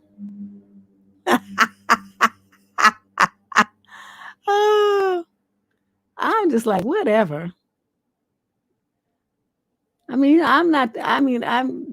kind of dress like that myself. However, not if I'm going on a date. But I did used to do like I said, when you married, you just don't care. It's like, God, what you doing? And he put on some raggedy t-shirt and stuff with a ripped underarm. I mean, when you marry, it's just different. I mean, stuff changes. When you're single and you dating, you always want to look all special and you're going to get new shoes and you're going to be tiptoeing around with some stilettos and some shit. You want to wear some flats or some sneakers or something, but you tipping around and you get your toes did and all this old stuff here. And you go to Vicky's and you getting a nice new lingerie and you doing all this stuff, please. Once you get married, you know what you do? You dig in the back of your drawer, you underpants that you had for 3 or 4 years. There's a little stretched out. You put them bad boys on because they're comfortable. And you put on yoga pants or some baggy shorts that was your husband's, and they big as hell, but you know, you can move free in them. And he's like, I wanted to wear my shorts. Too bad I got there first. That kind of stuff. And you know, you wear his t-shirts because they're big and loose and comfortable. And you know, I mean, that's just the way it is. That's just how it is. I'm just telling y'all because you know, y'all just be like, I think a lot of these single women and single men too have a fantasy about what married life is like. It's it's not at all what you think. It's real. Just sometimes you just be like, why am I here? But it's, you know, it's just not like, I mean, it's not fancy. So all that stuff you did, you know, you all that getting your hair did and gonna get all them weaves and colors and extensions and all this old stuff here that women be doing, trying to look cute for these dudes. I'm not doing none of that. Not doing any of it. And that's just how it is. Girl, did them heels. Ooh. You know, I still have some of them. Right? I look at them things. One day I tried to put my big old fat wide Fred Flintstone feet in them shoes. I was like, I was tipping around here like going ooch out with every step. It was hilarious. But yeah, I gave them things away. I'm not wearing them things anymore. I might wear some kitten heels. That's going to be about it. Them 1/2-inch boys. Question number 18. This is a female in the 22 to 27 age group from Spalding, East Midlands in the UK. Never heard of it. No, it didn't tear up my toes, but I tell you what, I got out of them bad boys. I walked from the bedroom where I put them on into the living room and back. Sat on the bed, took them things off and put them back in the box and then gave them away. Summary of issue, I feel horrible. I got played. So long story short, this guy who presented himself as very nice and interested in me courted me for a couple of weeks. I'm not quick to trust at all, but he seemed different than other guys. Oh, you were smoking something. We hung out a few times. We ended up sleeping together, and it was all really good. He continued to have conversations about future dates and made comments that insinuated he was interested in me. But then out of nowhere, he called me and said basically that he wasn't ready and was nervous, which whatever. But he continued to keep explaining himself on the phone as if he were trying to make himself feel better. He knew I wasn't the kind of girl that sleeps around or wasn't interested in casual nook, but he put me through the ringer. Anyway, on our call, he just kept apologizing and telling me how great I was, beautiful inside and out. I said bye mid-convo and hung up. He then persisted to text me long-ass walls of text, explaining himself as if that made it better. I did not read the text and just moved along with my day. Deb, please tell me your thoughts about this situation. I feel super hurt, but I do understand when people aren't ready for commitment, etc. So I want to empathize. It's really hard being he knew I was that kind of girl, but chose to F around with me anyway. Well, yeah, you effed around and found out, and you know why you did that? Because you were stupid. This is on you. Let's go over this from the East Midlands in the UK. Okay, he presented himself as nice. He courted you for a couple of weeks. We hung out a few times. We ended up sleeping together. Okay, after a few times, that's it. A couple of weeks and a few dates. And now you mad because he wasn't emotionally invested in you after a few times of hanging out and a couple of dates over a couple of weeks. Do you understand what you wrote here and how stupid your expectations are of something more coming out of a situation where you didn't even really know this man? You didn't have a commitment with him when you laid down, and you certainly didn't have one when you got up. And that's a mistake that you're making here. You were thinking, well, if I sleep with him, it means something. It doesn't mean anything because you didn't have anything going before you did all of that. You made a gross error. You played yourself. You played yourself.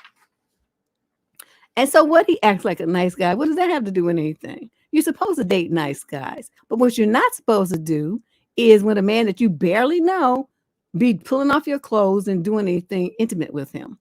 That's where you messed up. That's where you messed up. You need to slow your roll, spend more time getting to know these dudes. And like I said, you should have been dating 2 or 3 dudes at the same time. Then you wouldn't have been too pressed about what any one of them did or said or didn't do or say because you had 2 or 3 other people in the mix. Y'all don't be dating right. Y'all don't be dating right. You know, when you just have one dude and you're lonely and he knows you lonely and he comes in with his, you know, his cape and his white steed and, you know, his cape flying in the wind and all the stuff like you dream of in your fairy tales when you was a little girl, and you see him in that role, then suddenly, you know, you just, your brain turns off.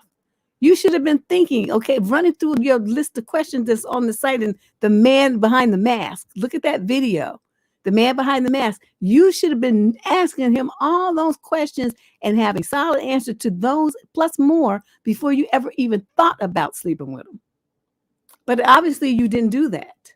Y'all don't be dating right. You don't be doing this right in spite of all the information on this channel about how to do this right. You all continue to make stupid decisions about your life and you hurt yourselves over and over and over and over. It's very upsetting to me to see that.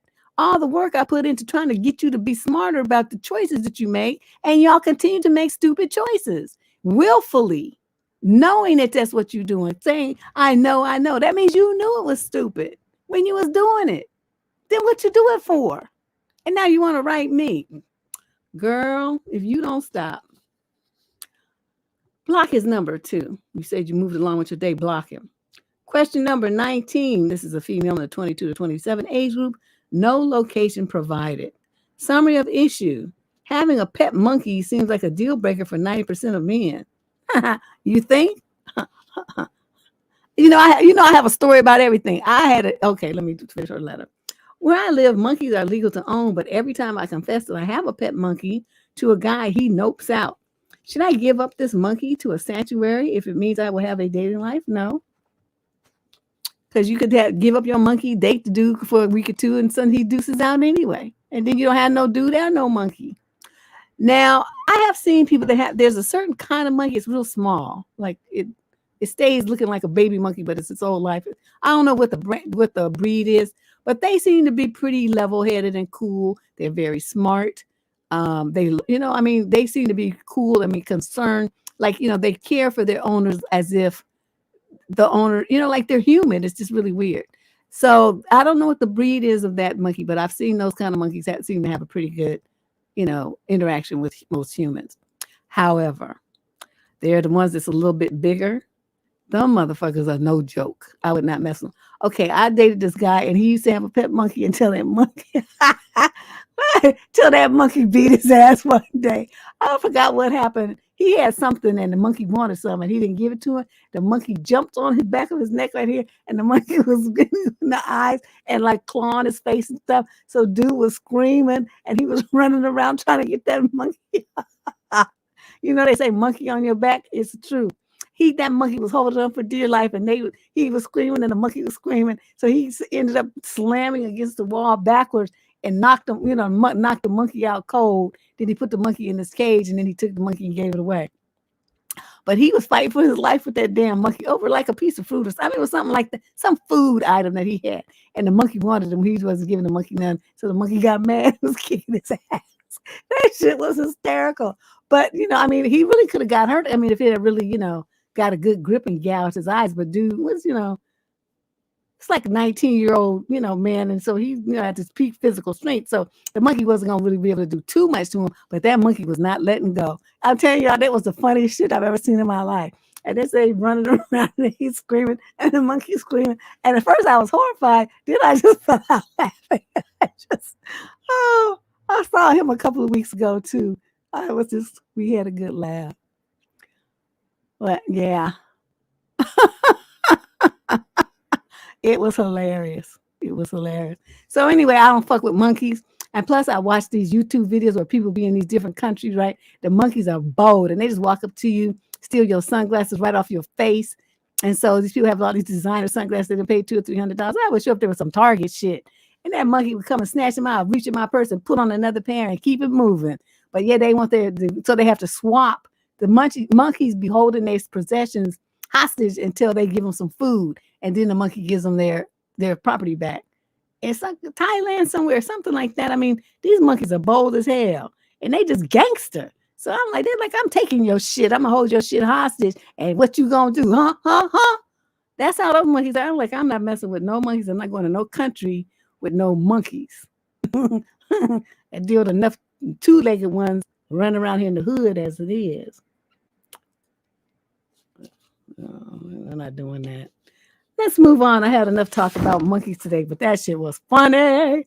Question number 20. This is a female in the 22 to 27 age group from South Bend, Indiana. The male is 28 to 34. Summary of issue. Why are men weird? Girl, that's like asking, why does the sun shine? I was chatting very casually with this guy I knew like 10 or more years ago over the last few days. And all of a sudden, he started being kind of aggressive about wanting me to invite him over. Well, first I thought it was a bit weird, but I told him I'd let him know yesterday. Well, my day took a turn and I wasn't feeling up to any company, so I messaged him and he sent back a message of, well, I'll just leave you be. I said I was going to see if you wanted to do something tomorrow, and he sent back, nope. I said, okay, then, and then he unfriended me on Facebook. What the fuck is wrong with people? Nothing. You disappointed his wee-wee. He thought he was going to be coming over to your house and tap that ass, and then you put a blockade up, and he was mad. That's all it is. He was just mad because he didn't get no nook. You don't understand that? That's what that was. And you talking about what's wrong with people? That's not rocket science. First of all, okay, when you haven't really dealt with somebody for 10 years, you don't know where this fool been. Has he been locked up for 7 or 8 of them? You don't know. Was he married? Was he abusive? Is he a weirdo? Was he on, drug substances or something? I mean, you don't know what his story is, right? Because you ain't seen him in 10 years. Why would you invite somebody like that over to your house? No, you should have told him, no, I'm not going to invite you to my house. You're out of your mind. If we do something, we're going to meet up somewhere in public. And then if you do, you're going to wash all your food and drinks. And I'm telling you, if you walk away, turn your head, bend down on the table. Whatever you had on the table, you order a new one. You don't know anything about this clown. And this is the kind of way that women get all kind of bad situations because they be overly trusting. Yo, dumbasses be sitting up there thinking about well, I knew him 10 years ago. You ain't seen this motherfucker in 10 years. You don't know what kind of shit he's into. You don't know who he knows. What kind of shenanigans why he reached out to you after 10 years. What was his game plan? You don't know nothing, and you don't even have enough sense to be thinking about that kind of stuff. Y'all be just killing me with your naiveness. It's just like little kids. Too old for this kind of stuff. Oh, Lord have mercy. I need a swig of my juice.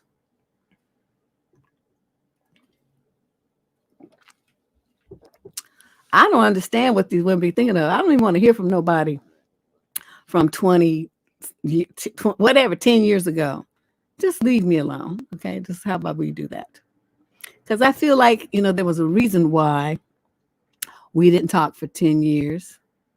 And whatever that reason was, it's still there. And whatever that reason was, it was probably a good thing. And so whatever that reason was, we're going to just keep it in place. And you're going to stay your ass over there. And I'm going to stay mine over here. And there you go. That's what we're going to do. I don't go into the past anymore. Canadian brother, you know how I am. You've been around here for a long time. Don't be laughing. You know it's true. So let's move on and talk about what this lady got to go talk about. Question 21. She's 35 to 41 from York in the UK. The male in question is in the 50 to 55 age group. Do I leave my husband of 14 years because his health is affecting mine? Oh, this sounds juicy. I want to preface this by saying I love my husband. I went into heart failure due to a congenital heart defect in November. While in the hospital, my husband fell and hit his head. After a month of increasingly erratic behavior and mobility loss, I took him to the hospital against his wishes.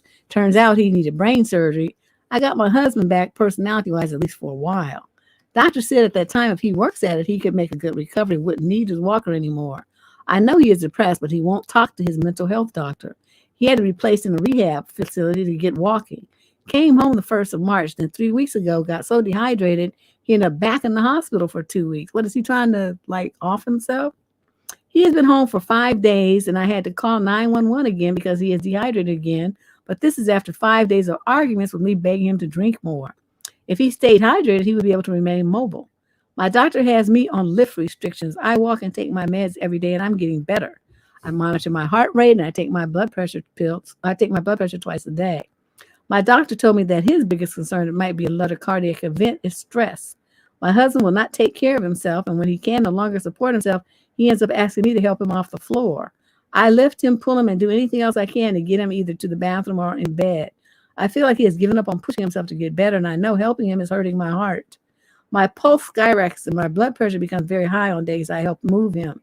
I am physically and emotionally drained. I get angrier daily, and I'm really sad. He's going to end up in a home if he doesn't take himself seriously. But how long do I stay with a guy who won't drink enough fluid in a day just to keep himself mobile? By not protecting himself, I get put in a position where I must either choose between who I help me, or who I help, comma, me or him. What do I do? How do I protect my heart while caring for him? Can I even keep us going? I know part of this is the depression and brain surgery, but you really cannot make a 53-year-old take care of himself. At what point do I have to let go? How much damage do I allow my heart before I need to put that first? Okay, let me see where you are again. Hold on, because you just wrote a damn novel. Okay, you're in York in the UK. I do not know what the situation is there for having someone come into your home and help you. 2 people are in your house who are medically compromised. You guys are older couple and you need some help. So reach out to whatever what's social services in the UK? You know, we got people here in the UK who would know that. Whatever that, you guys put it in here. Whatever that organization is called, you reach out to them tomorrow and let them know the situation. They will send over a social worker to investigate the situation, tell them what's been going on, tell them about your health condition, how you can't continue to do this, how your doctor's worried about the stress, and you need some help in the house with your husband. Now, the decision will be made. If they can, they will help, you guys by getting you some help, usually 4 or 5 hours a day, something like that. They help prepare meals. They might help bathe him. They'll make sure he takes his meds, you take yours, this kind of stuff. They kind of assist when you're in a situation where you're medically compromised. What may happen is these people are professionals, and the social worker may assess the situation and make a determination that it's unsafe for him to be there and remove him and put him in a medical treatment facility. Because what he's doing under adult protective services kinds of criteria, what he's doing is called self-neglect, and it's abuse. He's abusing himself though, but it's self-neglect, and they will take him. And, if they have to, they'll put him in there like an emergency hold while they pump him up with fluids and get him back on his feet. But that's where I would start if I were you. I would look and see what kind of help you can get where they come into your home and help you. And if not, then you start looking at somewhere where your husband can go. He needs to be in a facility with some medical professionals and definitely some mental health counseling. Sounds like he's depressed because of the situation, and he's got this need. He's got this death wish, basically. And so he's trying to off himself in this passive aggressive kind of way. So, but the next time that he falls out, you call the 911, the police, and have them come and pick him up. Don't you ever do that again. Every time he falls, you just give him a pillow and make his ass comfortable. And then you call the police and tell them what's going on and how you can't do it because you have health issues and you need help getting your husband back into his wheelchair or whatever. They'll come. They'll help him. They'll send some big old cops, some 6'2", 250-pound brawny men to snatch him up off that floor and fling his behind in the bed. That's what they'll do. Let's move on to question number 22. Summary of issue. 22. The male's 22 to 27 from the UK. Summary of issue. My girlfriend is threatening to leave me over something I did, but I think I was right to do it. Deb, I have been with my girlfriend for 3 years now. I'm 25 and she's 24. She started a new job a few months ago and has mentioned one of her coworkers is in a relationship with a guy that everyone at work seems to think is a bad guy, but her coworker won't listen. This coworker has a young daughter from another relationship that is apparently scared of her mom's partner, but the mom won't listen. Well, the coworker came into work last week and said her partner had pretty much destroyed everything in the house and threatened to beat her after he'd had a drink. The daughter was in the house and was crying and hiding in her wardrobe upstairs. Last week, my girlfriend told me that her coworker had taken the guy back and had left him looking after her daughter. Oh, boy. I told my girlfriend that's a disgusting thing to do, and the child needs removing from the situation. But my girlfriend told me it was none of our business. Really? Apparently, the guy had another outburst and the child was terrified. I grew up in a home where my dad was abusive towards my mom, so I know what it can do to you. So I phoned social services, told them my partner's coworker's name, and just said that she's leaving her daughter with a domestic abuser and has moved him into their home. I told my girlfriend what I had done, but she told me I had no right interfering and I was completely out of order and that she's reconsidering the relationship.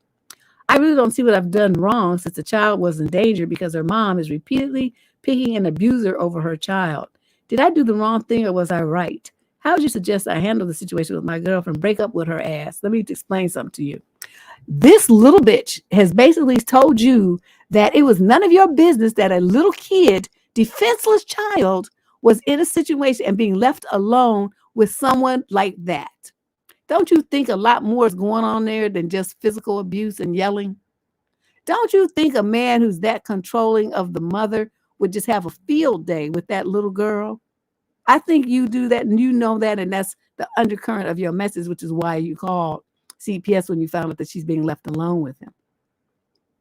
I'm reading you.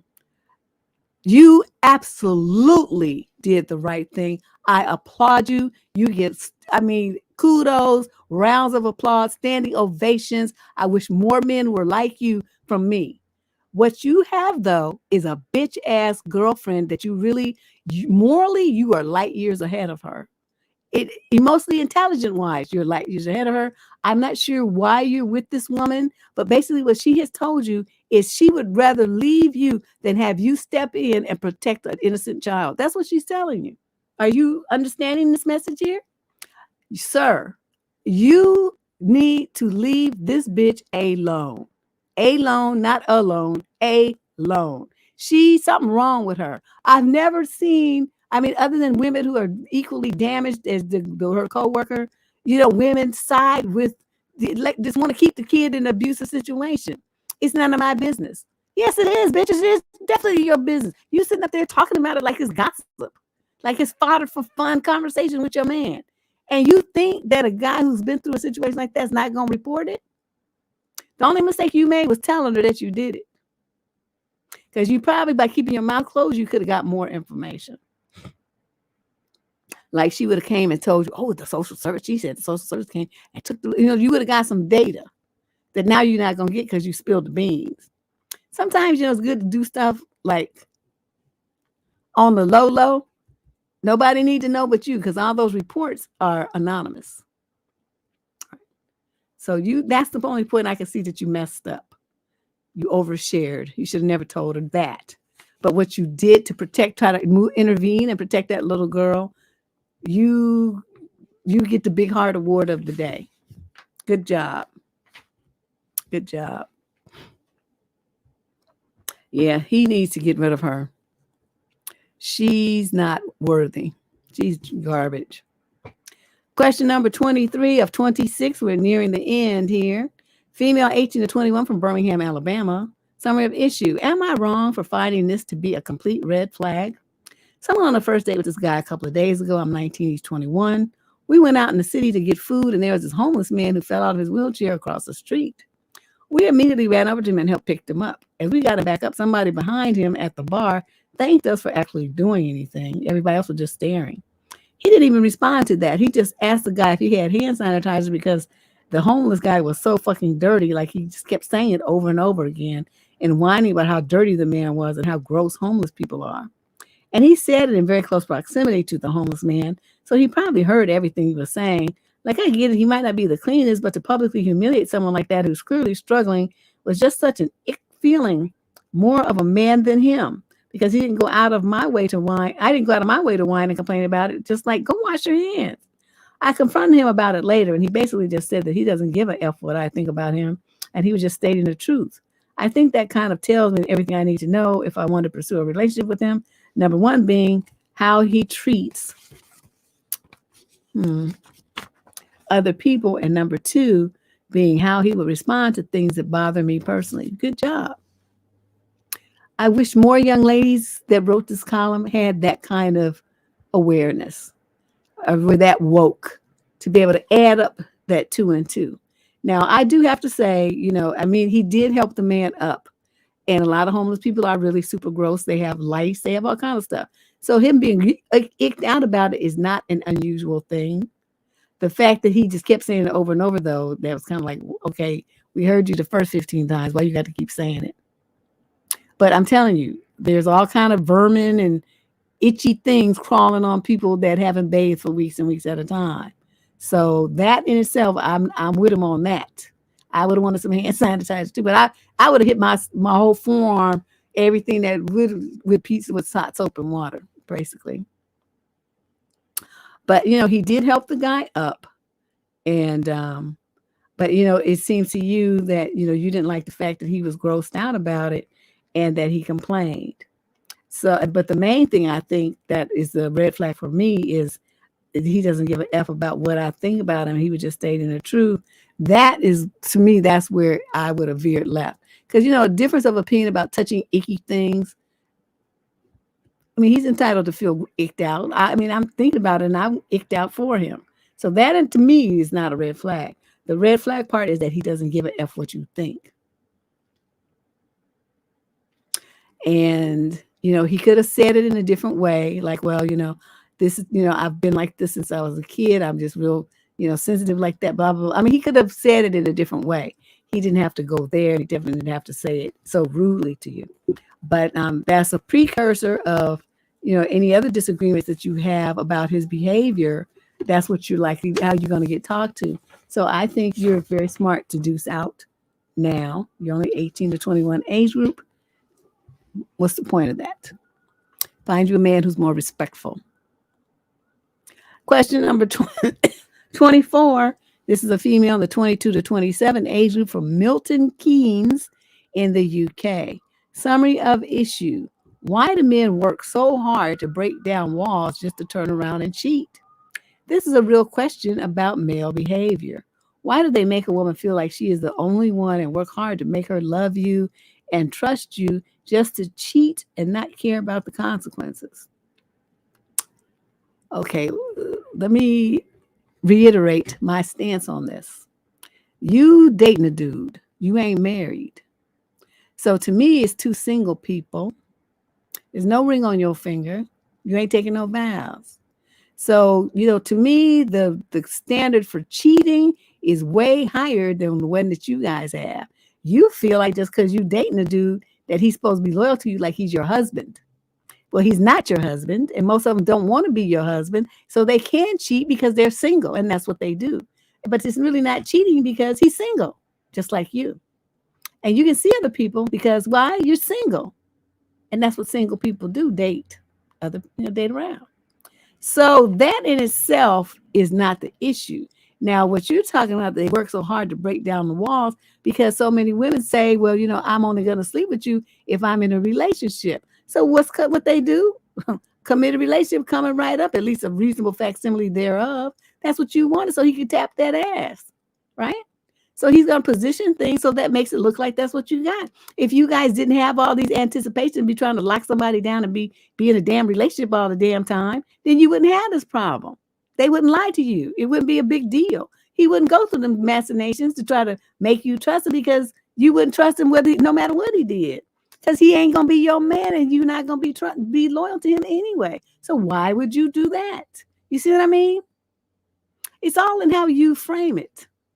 And if you remember that you are single until the second you end up vows when you're getting married, I mean, not while you're walking down the aisle, when you actually up there saying those vows and sign that marriage license, then you're married.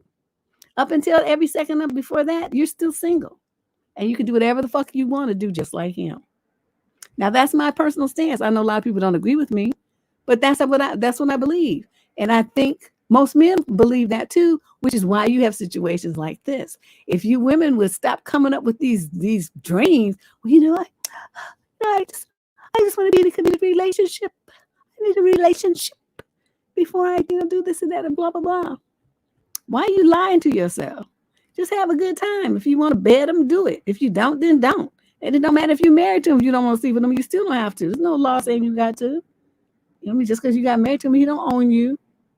Sometimes you're going to feel like it and sometimes you're not. And if you're single, it's definitely that way. So rethink this. Think about what I'm saying here, because this game that they play has a purpose. And it's a response to women's mentality that they must have a commitment before they sleep with somebody. So they manipulate you to think that you got a commitment when that really wasn't what was going on anyway, but it made you feel better, right? Made you think something. And then you gave up the panties, and then there you go. So the way to solve this issue is to stop saying this kind of stuff and stop thinking this way, because it's counterproductive. As you see, it don't work. You don't get what you want out of it anyway. So just play the field. Be loose and easy. Do what the fuck you want to do with whoever you want to do it with, and don't worry about a relationship. Question number 25. This is a male in the 28 to 34 age group from Lakewood, New Jersey. Summary of issue. Any tips on overcoming jealousy? I want to dip my toes into dating after leaving a 10-year marriage. I'm in therapy now, but I'm nervous to even try because I am an insanely jealous person. I've been cheated on and I'm insecure and I'm still working on trust issues. I don't want to push all this onto a new woman when I'm trying to get better and find a healthy relationship. Am I okay to find a partner, or should I just wait until I'm healthier? You should wait, because right now you're not healthy. So what kind of relationship could you offer somebody except something stupid and drama filled, where you're going to be suspicious of every goddamn thing, question her, and being jealous and stupid? Okay. Stay away from women. Nobody deserves that kind of treatment. You need to get your mind right first. Find out, so what you got cheated on? You act like you're the only one in the world. Women get cheated on every goddamn day. You don't see them flipping out and acting stupid like this. Get some emotional resilience. Why don't you? And what you think being jealous is going to do? All that's going to do is drive away people, because nobody wants to be talked to and controlled like that.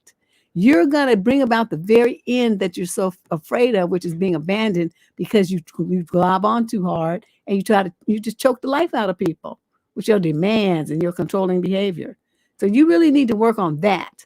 Once you can be with somebody and be in a healthy, present your healthy self, then you can be, more available for a healthy partner. Right now, you don't even have that. So all you're going to do is get involved with some bullshit and just have some more crazy going on in your life. It does?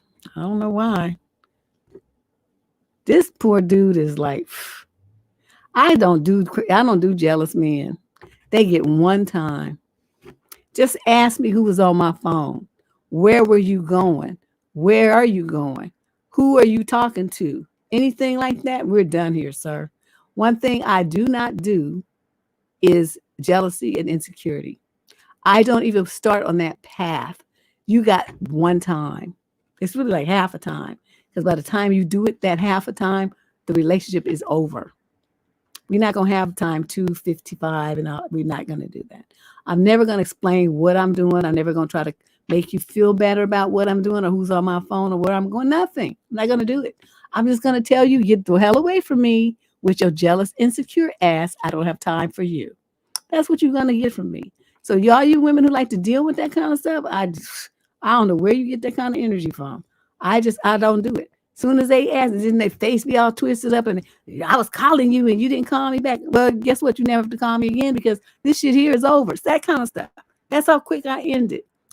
They be stuttering and sputtering. I just asked where you were. I said, yeah, but you don't need to know where I am, because you know what? Are you my daddy? Well, no, but I just know. I told you when we first met, don't do anything that even looks like jealous. And you think whatever you want to, write it in your diary, put it on Facebook, whatever you want to do. But once it comes out your mouth into my ears, this shit's over. I mean, on the spot, over. I'm not dealing with it at all. I'm not going to do it. And they be trying to make it be like it's a joke. Well, I was just joking. No, you wasn't, motherfucker. So if you think I'm joking about leaving, well, you can consider that a joke if you want to, but it's really serious and I'm gone. So I don't know. I just can't do it. I just cannot do it. I am sick of him. I'm sick of the last letter right up. I'm telling you, stick with him. I just can't do it. And I just don't understand how you guys find that kind of energy to try to make him feel better and explain and give him numbers and let him put apps on your phone to track you and all kind of stuff like that. What are you trying to do? You're like a prisoner of war or something. And it's supposed to be a loving relationship full of mutual trust. And our final question of this disastrous night, question number 26. This is a female in the 20 to 34 age group from Redding, California. Oh, before I do that, I want to thank you guys for doing the push to get people to subscribe. I think we're about maybe 15 away from reaching 30,000. So any of you listening who are not a subscriber, please hit that subscription button and push us on over to 30,000 subscribers so I can make my next goal 50. But yeah, it's taking forever to get to 30. I don't know what's happening. But you guys did really good the last few days when I said, we got like 30 to go or whatever it was. And everybody, I could see the numbers just ticking up, every hour or so, more subscribers. So we just very little away now. So you guys listening, please hit the subscription button before you jump up out of here. Okay. It's not going to hurt. It's great. It'll make me feel better. So let's look at this young lady from Redding, California, 28 to 34. Her issue is my man doesn't want to get married and I feel stuck. I'm in a 7-year relationship. We've been living together for 3. And he said he never wants to get married to anyone and plans to get a place together when we retire, quote, if I'm still with him. I've always imagined that I would marry, so I'm confused about this. And I feel a bit rejected and a failure in life, but only see the benefits currently as a nice romantic thing, but mainly financial security and confirmation of commitment, which I guess is not definitive in life and maybe warped thinking. Unsure if I'm being foolish for staying in this situation or influenced by convention. Can you help me? I can't really decide that for you. There are advantages to being married, a lot of things like, property ownership, rights to survivorship, Social Security. If he croaks before you, you get more money. There's tax benefits and stuff. I mean, there's benefits to it for the woman to be married, for your couple to be married, especially here in California. That's why, they fought so hard for gay marriages so they could get them same rights, health insurance and all. I mean, there's benefits to it. Now you in California. So for you, you've been with the man for 7 years. I want you to turn around and I want you to ask him, what is the problem and why we've been together for 7 years? And what is the reason why you don't see yourself wanting to marry me? And your answer better be good, because if I don't like what you say, I'm leaving your ass. Because I want to be married. I'm going to be married to somebody. It's not going to be you. It's going to be somebody else, because that's what makes me feel emotionally secure and stable. And like I've, got a partner by my side through thick and thin. This is nice. It's great. It worked when I was younger, but now I'm more mature and I want to have a husband. I don't want to shack up for the rest of my life. So you make a decision and you tell me why you don't want to get married. What is it that you think is going to hurt you so bad that you can't give me what I want? You have to phrase it that way. Make him feel guilty, because he's thinking he's just going to stay there and ride that gravy train forever, which you made the mistake of moving in with his stupid ass. But that's on you. But, if you had not done that and he wanted to get you to the position where you are now, where you're waking up next to you every day, he would have married you, because that would have been a benefit that he would only have received by doing that. But see, you girls that move in with these guys, you give them everything that a wife would give them. And then you want to jump up and down and talk about, well, I want to be married. And the dude's like, I'm already getting everything from you as if I was married without having to worry about, losing my half or whatever. He don't have to worry about nothing. He don't have to give you nothing. You sitting up there working and sharing money with him, and, y'all be having babies with him, buying houses with him, sharing dogs with him, and, doing all kind of stuff, investing in businesses with these dudes, and you're not married. So if any funky shit goes down, you don't have a leg to stand on unless you got a really good attorney and you wrote an ironclad contract. But most of you don't do that because you dumb. A, you dumb. And B, because you think love is enough. See? Whereas if you were married, then you automatically got the government behind you and you're going to get your half. And any kids that you have is going to get taken care of. But you're not married, so you don't have those legal protections. So, that's what I mean. So you need to ask him pointedly what it is the holdup. And then you tell him that you're going to think about it for a couple of days. And you decide if you want to stay in this relationship where you're not getting what you want and he's getting everything that he wants. And then you just close that door. You don't sleep with him and you don't really talk to him too much. You put his ass on ice so he can feel what his life is like, be like without you, which he hasn't had the opportunity to feel like for 7 years. But you need to give him a taste of that medicine. Better yet, go to your mother's house. Go to your friend's house in, I don't know, Hawaii or something.